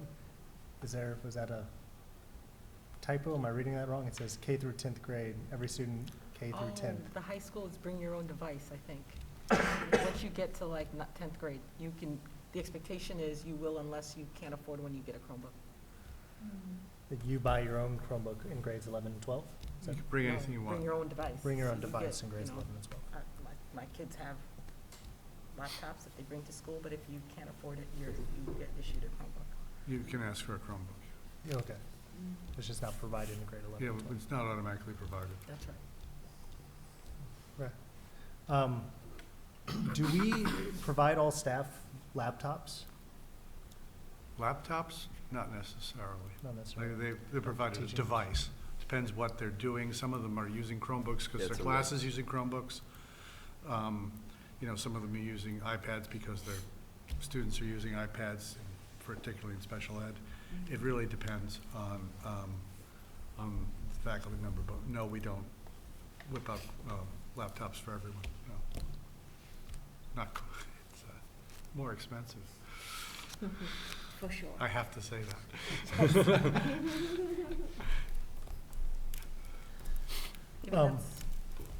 I was just gonna add on to where your mind is going, which is, in the absence of knowing the breakdown and having some sort of standard policy about what equipment is more facile for teachers to use, maybe that's a conversation for another day. As a working professional, like, I've seen my children's Chromebooks, and it's appropriate for my children. I couldn't do what Yeah. I do on a Chromebook, and I'm not expecting our teachers to spend their life in spreadsheets and presentations, but it's worth having the conversation, especially if you know that there has been a request or a preference for PCs and laptops by our faculty. I Yeah, don't know if that's what you were going, but. yeah, no, I'd be really interested to know what in the absence of a kind of universal kind of PC laptop policy, like just what is approximately the breakdown, like what is, what do folks usually get? Yeah, I totally agree with you. I don't know how productive most of our Yeah, I folks was would be, gonna given say- so much is now cloud-based and, It used to be that all staff were actually given PCs, yeah, and then the students were doing Chromebooks, et cetera. yeah, We have found that fewer and fewer people really want to use PCs. yeah, But I think because, especially in the lower grades, where more the ease of interaction with their students, more of the staff want to use a Chromebook because the students are using a Chromebook. It's Yeah. easier to interface with them and so forth. We do get requests for laptops, some of our service providers, because of the, you know, they're constantly putting things into IEP forms and things like that. It's much easier to do on a laptop than it is on a Chromebook. So we see that. I couldn't tell you though off the top of my head the breakdown of, you know, PCs is small, I but wouldn't expect laptops you to know versus that. Chromebooks. If you actually knew that, I'd be really impressed. Yeah, no. Yeah, I know. It's a really big district. I really don't think I buy more than 20 or 30 laptops a year versus 1,000 Chromebooks once you start getting into students. I mean, we have roughly 5,000 to 6,000 Chromebooks, and they're only good for 5 years because the license dies on them. So we've got to buy 1,000 a year, at least. So I would say, you know, I can't tell how many of those are, off the top of my head, are staff Yeah. versus students. I gotta imagine you have I don't know the exact numbers, but 400 teaching staff, Mhm. right? So 20, 30 laptops a year is tiny. If like even laptops, you gotta replace every 5 years. Yeah, so that's really And only so- 20% of your faculty probably using Yeah, laptops. if yeah, that. and then like that replacement cycle, so like that's, Your job. yeah. But I'm in seeing an general, uptick in my- it. I think it's going, I think as, you know, there's a certain amount of people who are still using the PC and they're waiting for it to die before they go on to the next thing. Yeah, I yeah, I plead mean, there's no guilty to reason that in spending myself money in on, my office. no reason to But like spend the- money on. But like the students, most teachers have a desktop connected to a presentation station and the smart board in the classroom. And a lot of them bring their own device, and they can take that to meetings and everything else. Is The that- last part, They bring their own device. Oh, so the teachers bring, The network here can handle just a lot of other people, and you'll see them carrying their laptops from meeting to meeting. But in the classroom, they have their desktop where they're doing most of their teaching. Okay, so work. you don't have to use a school-issued laptop. If or you'd like a Chromebook. laptop, you gotta bring your Well, own, yeah, but that's- most of it is, But that's shame on us that we can't provide. right, my employer it's either provided that or my. a Chromebook, yes. No, that we can't provide something that's gonna allow them to do their job as Yes, well and as to take it with possibly them, can, yeah. right? Especially as we're becoming more digitized. And that's Yeah. just the reality of where we're at. So Well- it's something we should think about and we should aspire. I also think there's an IT, you know, most IT security protocols now too are like you limit the amount of outside devices on, that are allowed to access your network. And so we are depending on most people bringing in outside devices. That just creates greater security risks, and as that becomes more like standard IT protocols, Yeah. then that creates more blocks for people to actually be able to access the network and engage in the way we want on their own personal devices. So, you know, again, I think in general, the numbers here are, obviously, I trust the person who put this together, but they just feel low for a district of the number of staff and the number of students we have, as we've seen that across kind of other places in the budget. And so, yeah, just had those wondering. So if we have additional data on kind of what the breakdown is for staff, how many staff have actual laptops or Chromebooks or desktops, you know, that'd be, And how many are using their own? I would Yeah. love to know that. yeah. And to the Especially- point of Peter, like dreaming big of like what it would mean to actually provide Well- everybody the materials they need to do the job we Oh. expected them. School provided, Yeah, mine. yeah. We all have our preferences. But Yeah. I also So do this, think it's worth having the conversation as we are going into, we're gonna talk about soon, the budget process and the compressed timeline. You know, when we were having our first finance committee meeting in September, we said we would present to the town what we believed it would take to implement the plans and complete the vision that we have. And productivity devices would be part of that. So if there's even any data that we can have to inform that process, then we can present it as a trade-off, right? And my old colleague is the superintendent in Baltimore that was a ransomware victim, and there was a big payout. And I think it's worthwhile, an ounce of precaution is better than a pound of cure. And I don't think if the town can't pay for that, well, we could pay for it in other ways. So are we comfortable with moving forward to approve these requests for facilities and technology as they are now, and we're talking about this technology series of questions is informing the process you laid out in the beginning around, you know, a multi-year kind of attempt to bring ourselves to the next level with our budget across the board. Is that, are we comfortable with that? Do you want to, are you still making the motion to approve both of these? Yeah, I did have one other question, just around, I apologize. He's like, I take it back. No, I'm fine with making the motion, but just one other question I had on the network hardware. Do we, I assume we engage in the E-rate program to get Oh, yes. funding back Yeah. for, okay, great. Yeah. So are these costs like in a, not assuming the E-rate funding, or like in addition to the E-rate funding? These are for above the- and beyond E-rate. Above and beyond the E-rate. E-rate now, E-rate used to give you rebates for purchases you made for a certain percentage of them. Now you qualify for a certain amount of E-rate funds, and they actually pay for it directly. Yeah, So it doesn't even pass through our budget. You know, we Okay. have, Bob puts in an application, he gets, you know, says, I'm gonna buy this, this, this, and this. We've, some of our storage costs for next year are being paid entirely by the E-rate program. Mhm. And, you know, we won't even see the bill. We, you know, it's approved, and it goes directly to E-rate, and they pay it on our behalf. So, it's a great program, and we've taken advantage. It's much easier to use now that it's Yeah. direct pay. We used to have to pay it ourselves, and collect the money back from E-rate and use it A year on, later, yeah. you know, we had a revolving fund for E-rate money and that sort of stuff. And it's much easier now to just send the, you know, to place the orders through E-rate and get it done. So we've gotten some more machines this year, also through E-rate. I know some of the storage costs have been done through E-rate. Mhm. How about bandwidth? What? Bandwidth? Yep, that was paid for by E-rate too. Yeah, that was So excellent to points. Dr. Carroll's point, and a bunch of other points, would it be better to separate the facilities from the hardware and give you another opportunity to identify, I don't know if this, if you know it's gonna take a year to figure this out, don't do this. But if we can start to better understand, what would it look like to make sure that our folks have devices? And similar to your multi-year plan for facilities, like you have a rolling schedule of upgrades, maybe there's a rolling schedule that over time, we can get people on more efficient devices. And instead of just approving this and saying, oh, well, you know, just we'll figure it out next time. Well, we are using some of our last ESSER funds this year also to buy some equipment. So with this, Bob would have some flexibility. This is above and beyond ESSER funds. So we are using some of the ESSER funds this year for more equipment purchase. I can ask him, I think we can analyze the network logons to see how many personal devices are on versus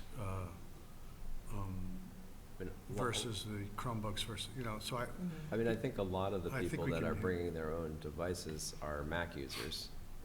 Yeah. And so we're not gonna buy, we're not gonna start two separate systems, Yeah, right? certainly. I mean, in conversations I've had with many tech directors over the years, there are different philosophies around laptop, Chromebook, and they get very deep and esoteric. I haven't heard from, and Glenn may have more information than I do, but it sounded like Bob felt confident with kind of where we were, and I haven't heard anything from staff in my, I have. okay, maybe you have, I haven't. It's not a survey, but I've heard Yeah, people yeah, complain yeah. about, I have a Chromebook, or I don't have a laptop because the last person didn't return their laptop. Those conversations. Yeah. Well, we do have, there's some isolated cases like that, but in terms systemically, I mean, some people have a preference to, I've talked to people who want a Chromebook and people who absolutely don't want a Chromebook and want a laptop. So I think there are preferences for sure, yeah. Yeah, I think what I heard Bev saying is just like, is there time and an opportunity to, similar to what we did with the Facility Advisory Committee, like pause to give you a little bit of additional time before we kind of vote on this, finalize this, to say like, you know, is this just what he's asking for because this is all he's gotten historically, or like this is just kind of pushing that forward? Or again, are we making the request of something that like actually brings us to the step beyond? And again, maybe we don't get the funding for it, and maybe we come back and like this is the level service budget that we end up getting approved for. But, you know, similar to the ask of the Kalikot build out, there's zero chance of getting it unless you ask for it. And so, but if what I'm hearing from you is like, this is not a pain point, this is not the place we actually want to push as a district, and like the Cunningham is the more of a place we want to push, and let's pick and choose our battles, then I can hear that as well. Well, I mean, we haven't yet looked at our staffing requests. Yeah. And so just looking at like that Yeah. kind of philosophy around, you're not gonna get it if you don't ask for it. But if you ask for too many things, Yeah, that's fair. you get into a situation where then you have to like start taking all these things back. So I guess it's, Yeah.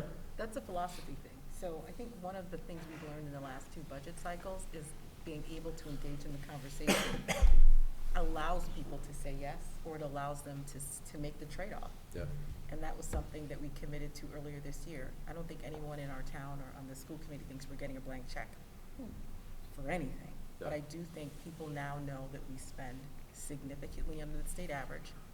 We don't even need the state average to do better, even with staffing requests. yeah. But I do think if, to your point, if this is not the tree you want to go up, we don't have to go up. But I do think if we don't give people the information, then we can't even have the discussion. Yeah. I mean, I think from what I've gathered thus far, and I wouldn't say I have a deep knowledge here, but I think staffing may be one of the more of a pain point in our department as opposed to I agree. hardware, In the IT department. in the IT department, yeah. And I think all of those conversations should be had. I think being able to even engage in that way is a wonderful thing. I'm very pleased that you identified that as a need. Yeah.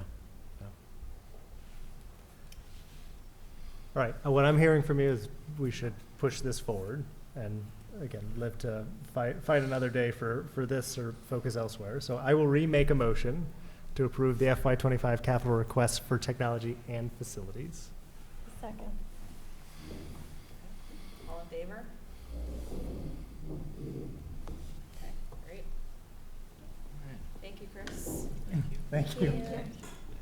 You made 9 o'clock. Okay, so did we want to stick with facilities to just complete this conversation? Or take a break from that?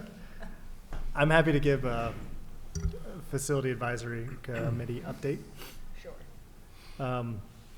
So we met a few hours ago and talked about the capital budget, and as I shared, took a vote after kind of discussion of the changes, and it was a unanimous kind of recommendation to support it. So that was great.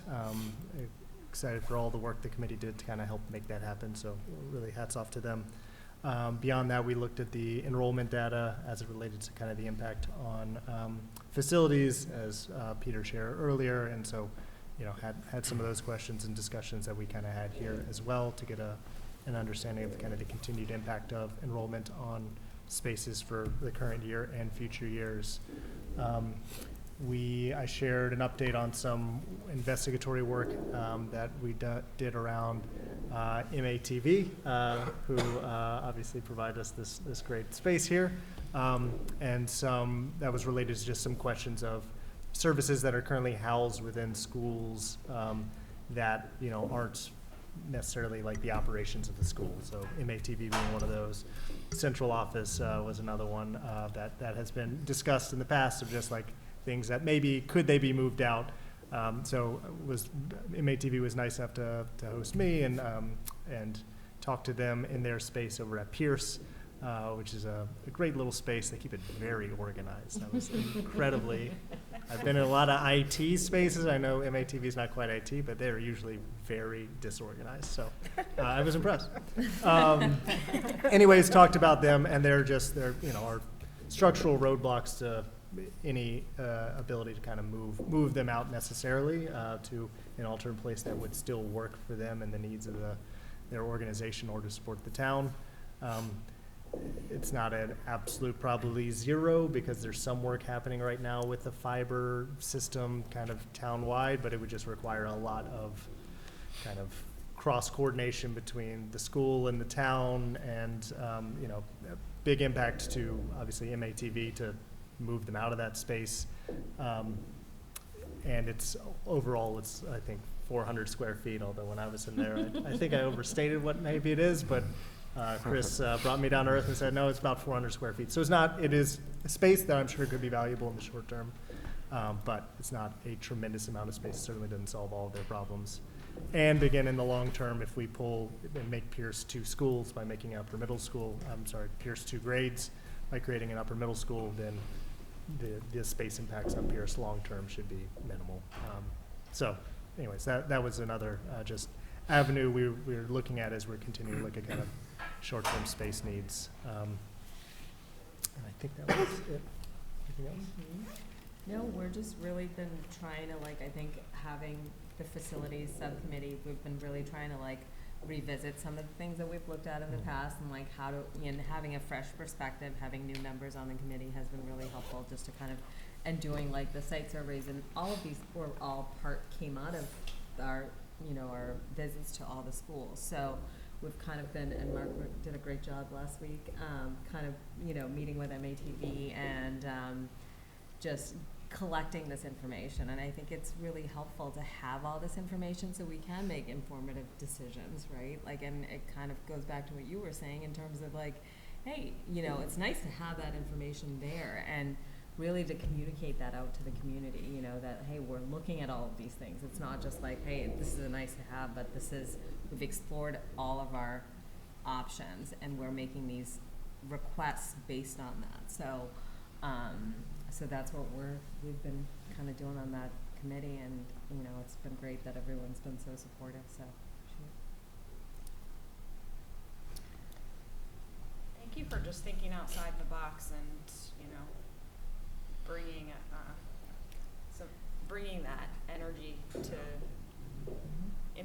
really bring us to this point of having some exciting, real tangible changes to look forward to. I know it's been a lot of work. You all have been meeting a lot, and thanks for that.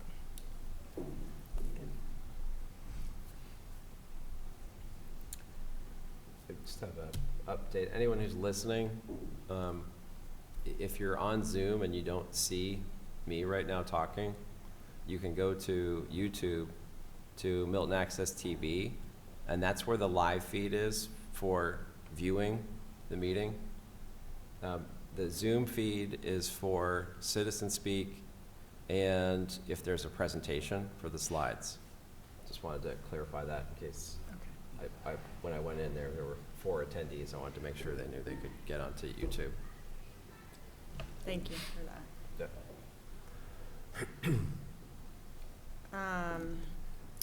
Okay, great. So the other piece under the chair's report this evening is a report out to you all on last week's conference, the joint MASC-MASS conference that Peter and I attended on behalf of Milton. So thank you again for sending me as your delegate to Hyannis.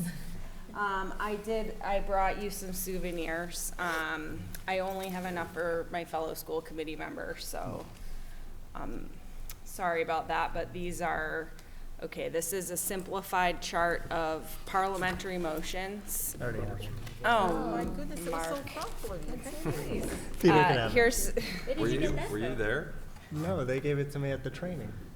oh, The okay, training. well then they probably already gave you all of this, I but told my if you training need to another I know, pen, ours was over Zoom, so there was Give it no. to- I'm bringing No, you I'll give it to pens. Dart. And then, did they give you one of these, Mark, at your training? No. Mark? Oh, I'm sorry. No, I don't have a pen. Okay. He wants a pen. He definitely wants it. Well, these are lapel pins that we're all supposed to wear from now on. It's required in We'll every be meeting. wearing these with our t-shirts when we get those. No So, replying is you. yes, I was thinking of you all in the exhibit hall with the swag tables. As far as what I actually took away of substance from the conference, I'm gonna just give you a quick update. So, it was actually a really robust agenda. It was 3 days. I was there for the first 2 days. Peter stayed for the third day. Just to give you a feel for some of the sessions that I chose to attend, I was trying to think about what felt most different and pertinent to the work that we do here. I did attend a session on the role of the chair, so that was led by MASC, and that was the first session I attended, and it really started, it started a sense that I carried through the whole conference. That was really my main thing I wanted to tell you all, which is it really affirmed, I think, a lot of the direction that, Peter, you've helped us kind of take as far as the things we're considering and working on around governance, and you know, the ways that we're trying to work together collaboratively as a team. I encountered, including in this role of the chair session, so many colleagues from districts around the Commonwealth that are, I think, like, not in as good a place as we are, as far as their ability to work together as a school committee with the administration of their district. So I just felt really, like, positive about what we're doing here. And at the same time, I did get some practical information like this, which, yeah, I didn't have that before. We both attended a session called Getting the Message Right in a Crisis, which was a really helpful communications session led by professionals, but also superintendents and school committee members who reflected on examples of crises they've handled, kind of what they learned through those experiences. I was able to kind of jot down a lot of practical ideas for, you know, how to be proactive, but also how to respond. I attended a session called Communities Divided. We were also both in that one about how to navigate polarizing issues. And that was another helpful session to think about how we focus on, you know, being able to bring our community together, and bring people along with the work that's happening in the district. So that was, I found to be really helpful.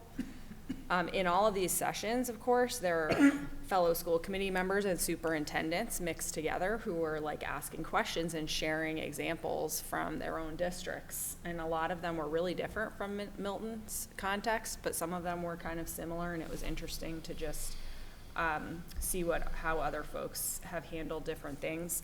I was able to attend a session that really showcased the system approach to supporting equity in Chelsea Public Schools. That was interesting to me, of course, because it was cross-functional. It was bringing together school committee members, bless you, administration, student leaders, educators, community members who just kind of discussed the ways that they are all working towards their goals around equity in the district. It was definitely very inspiring.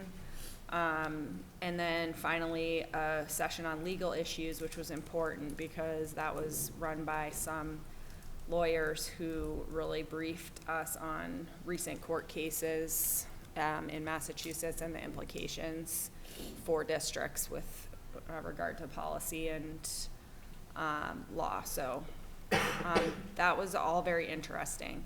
I attended last part I'll tell you about, see if Peter has stuff to add, and then take any questions you have. But I did, as your delegate, attend the delegate assembly. It was like about 4 or 5 hours long. There was a lot of business about, electing the next year's officers for MASC and so on. What you sent me there to do was to vote on the various resolutions that we had been through together. So I can just update you. The METCO, the resolution 1, which was regarding advocating for full sustained funding of the METCO program, that did pass. So we had supported that, that passed. The resolution 2 on the transportation bidding process also passed. There was no discussion on that. That was like basically unanimous support for that one.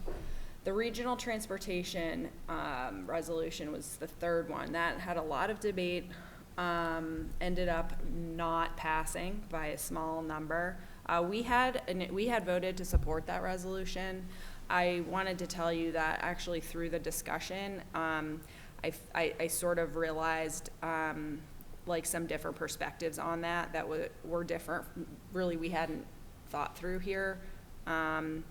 But the reasoning behind voting no on that ultimately for folks was to want to hold the state accountable for fully funding transportation as promised for these regional school districts, rather than begin to charge fees to families as a way to close the gap, and to not make the families pay for the state just not funding what it had committed to fund. So that didn't pass. The DEI position resolution was tabled after a great deal of discussion.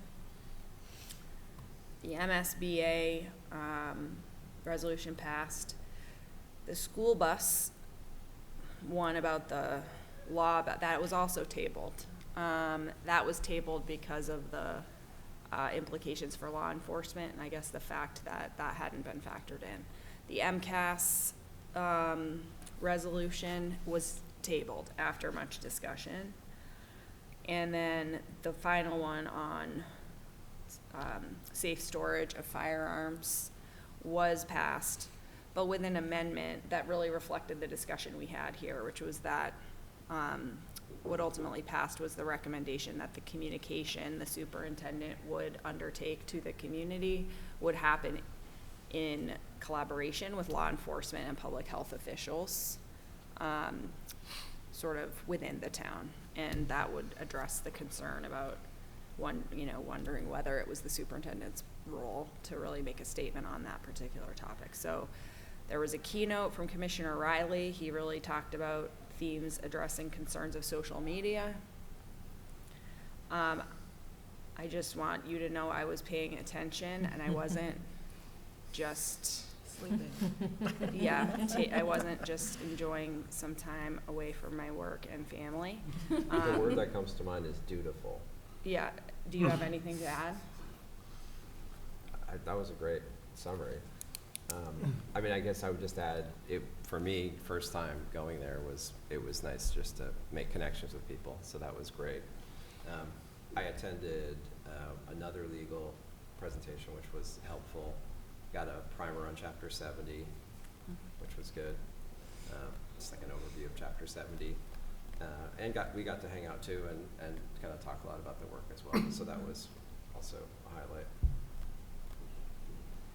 And I thought the quality of the sessions was above average. It was good, yeah. Which, those of you that have gone to these things many times, like, it can be painful. It can be really painful. I was pleasantly surprised. Me too. So just food for thought What happened with the bylaws? for next year. Have we empowered you? Or- Yeah, so the bylaws, that was, as we discussed here, that was really just like a pretty straightforward bookkeeping thing. They did explain the purpose of that was to just kind of clean things up, I think every 3 years or whatever. So we kind of suspected that's what that was, but that is what that was. It was because otherwise they just kind of backlog and are no longer relevant to, you know, whatever the issue might be. So it's just a process. There are, you know, a lot of committed folks who serve on their own local school committees, and then that guy who, I forget his title, but I want to say he's like the president in waiting, so that's not what it's called, but he's like the President-elect. next year, not this year. We just got a new president, and he'll be the president, not next year, maybe, President-elect. I guess. That's By usually then, the one honestly, in I line. was just Yeah. like, this is really going on for a long time. But, yes, he did explain that, and it was perfunctory. And these people commit a lot of time to MASC on top of their local school committee, so. Milton has, I don't think, ever sent anyone into that MASC, you know, Governing Maybe the body. first. yeah. If anyone just has extra free time that you're looking to spend, you could be, That's so generous of you. Glenn, maybe there were people farther back. Anyway, That'll be you next year. so that's, any questions? Other questions? Well, Okay. thank you for attending. Yeah. Thank you for attending. All right, so, finance. All right, so I'm going to give you a very brief overview of the meeting today. I think almost all of you at some point were present, so you can add richness to what I'm going to share. Dr. Burrows and Dr. Pavlicek presented a compressed budget timeline to allow, number one, greater discussion with the leadership team as well as the curriculum coordinators. And some of the goals that were highlighted were removing silos, building systems across schools. So the budgets are presented as a cohesive plan across the district instead of individual schools advocating for specific resources for their buildings. And there was a discussion around priorities and alignment. So ultimately what the school committee will see would have been a pre-vetted proposal that has been prioritized. And we did ask as a school committee if we need to add some dates on there so we can have, or engage in more dialogue around the proposal that we could. Then we had a brief discussion, just closing out the Q4 report. At the previous meeting in October, there were a few questions that were asked about the report, and then we just had a discussion about revolving accounts. We also went through the Q1 report and very brief Q&A based on the summary document that Dr. Pavlicek shared. And we also voted on the substitute staff rate, which I think we do have to vote on here. It was voted on during the meeting itself. And we had some good dialogue about whether or not the rates were competitive in the region, to which the response was yes, so we're keeping pace, but we're not, we're not racing to the top in terms of compensating substitutes greater than our competing districts, but we shouldn't have to lose folks that are within our neighborhood essentially, because the rates are different. And that's it. Anyone want to add anything? We'll have to put that vote on the next Yes, that's meeting. right, Yeah. because it's not listed here. Yeah. And I Yeah. think that's it. Okay, great. Are we You did the Q1 report. yeah, do we have to do anything with that? Nope. It's just for our information? We Okay. did ask this, we asked Glenn at the end of last fiscal year to start providing quarterly reports. And he's Right. done it for the last 2 quarters. Thank you. Okay, thank you. Okay, so policy? Okay, so this is gonna be super brief because we spent the majority of our meeting trying to figure out a process on how we kind of tackle our policies. We currently have a lot, some of them are outdated, a lot of them are outdated maybe, and we've been we don't really have a process on how we've been updating them. We're just kind of picking and choosing, or things that, school committee members might bring to the attention of the committee, and we've been kind of updating it that way. So we wanted to, with Peter's insight, like really create a process that we can kind of move forward with, just like we're doing with the budget and all of those things, like having a process in place. So as committee members come in and out of the committees, the process has been established, and figure out like this is how we're going to tackle addressing, updating these policies, or adopting new ones, or rewriting ones that need to. So we decided that we would tackle the low-hanging fruit and kind of just go through the ones that are pretty standard or are no longer relevant. So both Peter and Glenn are going to put a lot of work into that for our next meeting, and kind of Glenn looks excited. and then just kind of, get those out of the way and really just kind of go through across the board, and then focus on the ones that really need to be focused on or rewritten, and spend the time there. So, do you want to add anything? Yeah, I mean, maybe just that part of the review of all the policies is first trying to determine what's required, what has kind of a legal backing that maybe it's not required but good to have.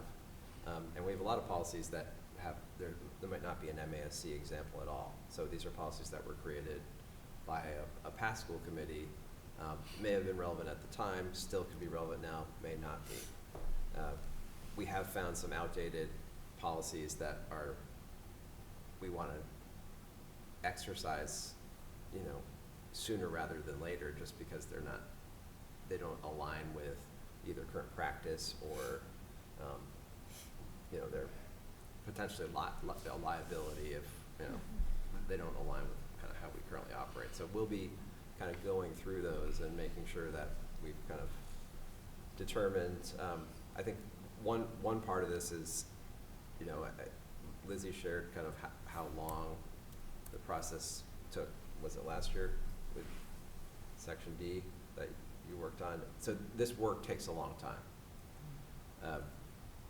We feel like, though, there are a lot of great resources out there. We've made a bunch of calls, and Cody has been really helpful in doing some of this research too. So I want to thank him as well. We don't have to sit with each policy for a meeting when we know MASC holds it, we hold it, it's good to go, we can move on. So my vision of this process is it's going to take some time, but I don't see this being a 4-year process. I see us being able to do a lot of really good work on the front end to kind of get to a firm foundation, and then some of the policies may take a little bit of time to go through and debate and talk about. Construction of some policies probably need to happen too. So it's exciting work. Sounds like it. Thank you, Anna. Just as exciting as the conference that she just went to. Look at how colorful it is. Can't help which one works. I know, right? It sounds so good. I want to join you next year. No, it You have sounds to like to it. clean No, things. no, it seems It's like a, it seems important. It's I like to important. clean things. I I'm wash with you. dishes. It's Very very important. yeah, cathartic. yeah, Yeah. exactly. Yeah. And work that needs Mark to happen, knows. so it's great. I feel like everyone's going to be volunteering for both policy and to go Absolutely. to the conferences next year. Sign Like, me it's up. gonna be like- One thing we On a talked policy about, I forgot to say it, was having everybody go next year. Yeah, you should all go. We need dates ahead of time. Only Wrong. one of you needs to go to the delegate assembly, But I think all One of of you. us. which is You're already sending somebody else? No, I know. Fearless leader stepping up? I think Peter made a very good But I suggestion. You all believe should go. school committee alumni Really. are encouraged to attend. No, it's a good team bonding experience. It's a good team bonding experience. They You give know, a you lot get to of know each other very free well. tickets for the bar. Do they? There you They go. do have, that's good. And it doesn't have That to was be left charged out of back your to the report. district. That feels like an important. It's You not- should have led with that. It's not an expense, that's right. Have fun. I second that. All right. Well, thank you, Anna. Okay, facilities we've already discussed. student representatives. So we met with the student representative from the Milton High School last Tuesday morning. There one representative from each grade level, so there are 4 of them, and they have 2 advisor teachers, but only one of them were able to be there. I was only able to join on via the Zoom, so the audio wasn't that great. So I can only read the room with that little screen in front of me. But overall, Dr. Burrow bring in a very good point about figuring out what school committees' boundaries are, like what kind of questions that we can discuss about or deal with, and what kind of issues might not even or should not come to us. So the student reps are prepared to discuss the ins and outs of the school committees, and they're also trying to brainstorm the ways that they can, how they can get involved in upcoming meetings and events. So the teachers sent an email to the 4 representatives asking them if they have time can join into our meetings. So maybe the 4 people on Zoom are actually the student reps. So I don't know. They can now see us though, hopefully. So the next meeting that we have on our schedule is in December 19th in the morning. And that one I will be in person, so I will be able to report back afterward. But yeah, so we don't meet that often, but they do meet quite often.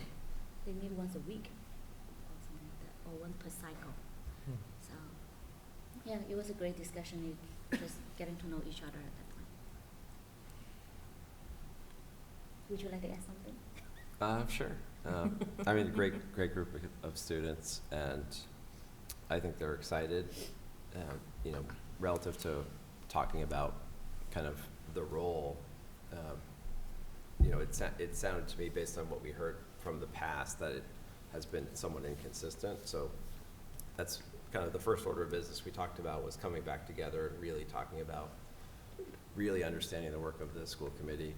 And then talking about, and I think this is work on the school committee side too, to talk about how to engage the students in a way that's meaningful, and to put student voice at, in the places where it's going to be most impactful. So that was what we talked about. They were excited about that, and I think Val and I are excited to continue the work. It's a great group, Yeah. although only 4 people. Yeah. Thank you. So maybe we can hear back, not next meeting, but the meeting after that, kind of in case there's something, a plan for them to participate or something like that. Sounds great. I mean, that's definitely the plan, is once they understand. What we didn't want to have happen is just come to the meeting with no clear understanding of how the meetings work, Right. how you can engage. Yeah. And in my experience, just having gone through lots of iterations of this pre-work is really important. Yeah. In a lot of districts, the student reps will come forward and talk about events that are happening at the high school.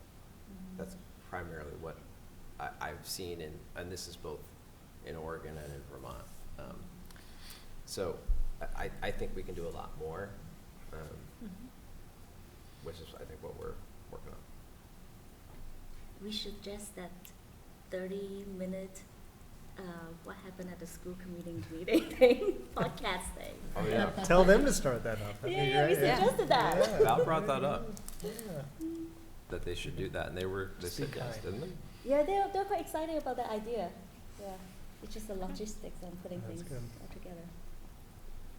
Well, Bao, thanks for working on that, because, I mean, we know here, but even I think going back, like, this is, like with other things we've discussed, we are here following like years of that lack of clarity around their role, So I think we wouldn't expect it to become like clearer overnight, certainly. And it is a process, especially because the students turn over, year over year. So it reminds me almost of our efforts to bring governance, like clarity and structure to support the school committee. It's, the representatives are connected to that for us too, so I'm excited to see how this can go. Yeah. Thanks. Okay, the last agenda item, is the school building committee. I think it's my turn. Is it my turn? Don't remember. Okay. I'm ready. Go I for can it. help you. Okay. School building committee met on Monday. Primary order of business was voting to approve or recommend that the select board approve a contract for the new owner project manager, which again, we had selected previously, and we've worked with our town council and Nick Milano have worked with to kind of create a contract. So we had a draft. It was approved by the committee, and I believe select board voted on it last night. Yes. And accepted it. So it's great. That means we have an owner project manager officially on board, and that brings some much needed time and skill set to the school building committee to kind of help really move things along. The second thing we discussed was the request for services for an architect and just the timeline for kind of bringing in the architect, the importance of kind of crafting the RFS with the new OPM and trying to get that out. We didn't 100% finalize the timeline. Our original hope was to have an architect on board by the end of January, kind of very beginning of February. Given the upcoming holidays and kind of where we currently are, we have some concerns about getting there, and so worried that might slip towards kind of the end of February. You know, and then just had conversations about doing whatever we could to not let it slip much, because even though that doesn't seem like a big difference, when you add that into trying to make sure that we have some good information to present at town meeting, probably unlikely that we'd have anything to like require a vote or for funding or anything, but do a presentation at town meeting. And then we had summer months where a lot of stuff kind of falls by the wayside. And then we, you know, really need to start having a firm plan to do some significant community engagement effort and community relationship building and listening. Then, you know, all that happens pretty quickly.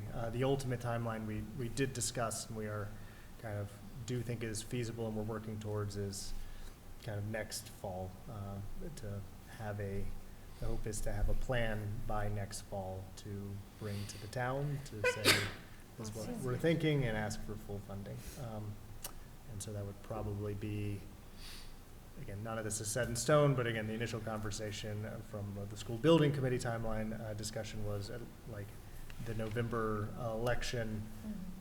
Probably you do something at the same time as that, so you don't have to pay for 2 elections, and then town meeting, you know, maybe before that, maybe after that.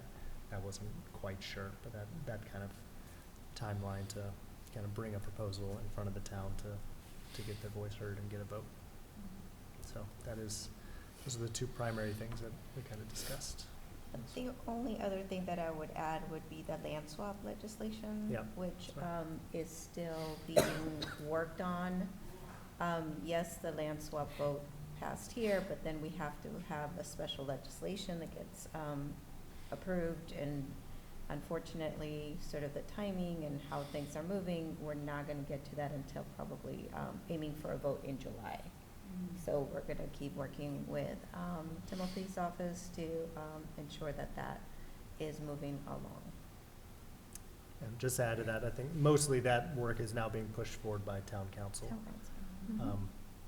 And the reason for the July is because the legislature usually does this twice a year, is our understanding, and once is kind of in December, once is in July. They sometimes do it at different points, and so it might be before July, but that's our general expectation, is that we weren't able to get everything that needed to be done in time for the December vote, so we'll be in kind of the next bucket in July.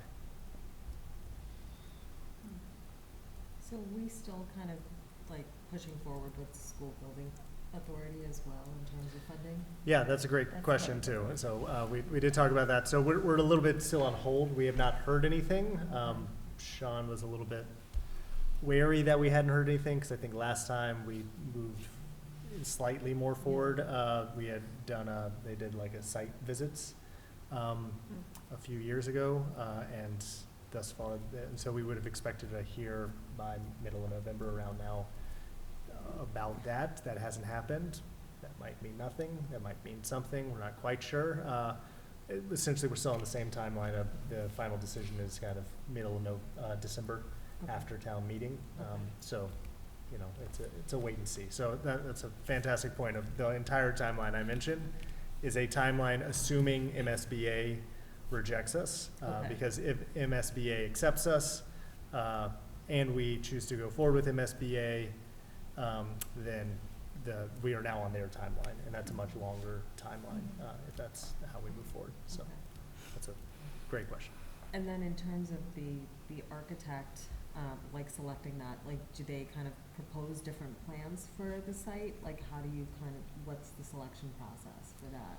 Yeah, so the selection process is like a qualifications-based selection, so they're not going to have like a finalized design within that. They'll show, again, mostly this is my experience with like doing architect selections.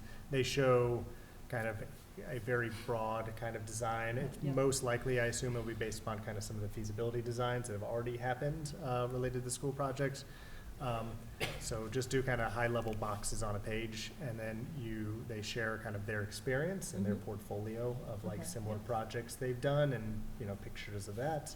And so you're selecting them based upon their experience with similar types of, you know, program designs and site issues, and you know, how have they managed community engagement processes in the past and things like that. And one of the big things around the architect is obviously the ability to move forward with an architect is dependent upon the warrant article that's going to be in front of town meeting for additional funding for the school building, which is around $400,000. So if that fails, then we just won't have any money for an architect or enough to do anything with an architect.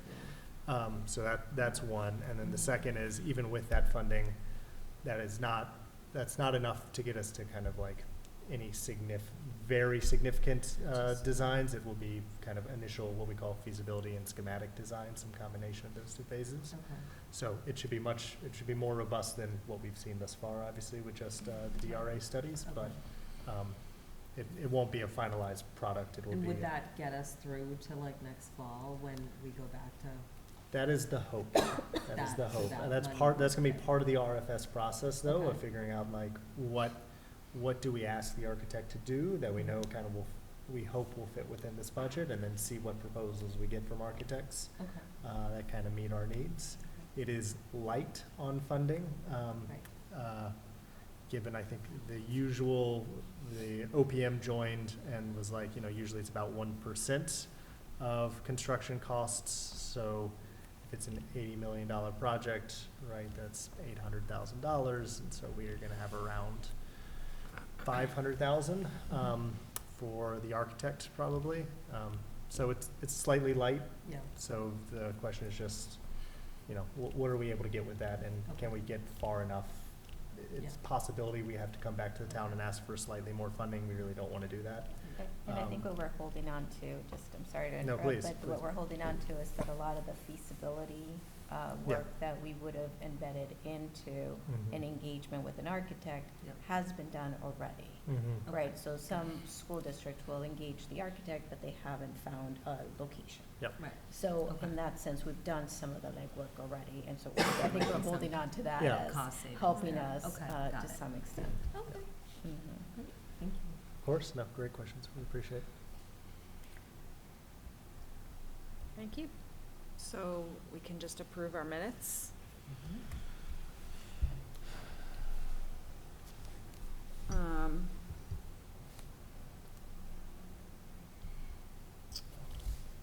make a motion to approve the minutes of the Milton School Committee meeting of November 1st, 2023.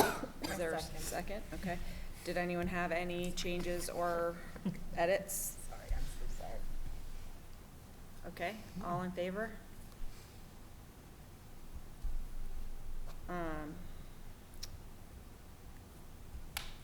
And did you just abstain? Or you did in favor? I was there. You were there for part of it, and then it just noted More when than you half. were, when you, yeah, okay. I can also not, I can abstain. No, I didn't see whether you raised your hand or not. I think that's fair. Okay, so, great. Next agenda, Vote on the sub-pay. so I know we'll have certain committee reports, we'll have finance, we will discuss the substitute pay rate increase to, vote on that. We will, we won't have policy yet, we won't have the student representatives, will we have facilities or school building committee? We won't have facility advisory committee until January. Okay. School building, I believe so. yeah, I think We were we're- talking yeah, about meeting on the 27th. Yeah. Okay. One thing we will be talking about as a full committee next meeting, is picking back up the calendar conversation. This is in preparation, like anticipating, Peter, you mentioned you've already begun to build it out, so we're gonna, have that continued discussion. Anna, thank you for putting the folder, you will have seen in our folder, some of the research of other districts who have, and sort of how they've approached holidays, so those are there for us, as we continue to do our research, and maybe, perhaps we'll get more information in there prior to December 6th. But that is one thing we'll talk about. Are there any other, I know there were some earlier ideas about having like a fall 23 data presentation, or the, are we anticipating any of those reports? We've got a curriculum report coming. I'm not sure if it's our next meeting. I can look at that. It's on that calendar. Yeah, it says it on that calendar, it Yeah. did, it's curriculum review number 2. Yeah. Yeah. Okay, so we can anticipate that for December 6th. Mhm. Annual report for review is, what is that refer to? We can figure this out offline. Does anyone have anything else you wanna raise at this point? It's To put on probably a the copy and agenda? paste from the last year's that was Yeah. put on. I'm not sure No problem. which annual report I would refer to. No Okay. idea. Okay. Yeah. Peter, can you just remind, as far as your entry plan, findings, Mhm. when is that? So I'm working on those November, December. So that will be early January? Mhm. Okay. Yep. Okay, great. Anything else? Okay, well, is there a motion to adjourn? So moved. Second. All in favor? Okay, thanks, everybody. Happy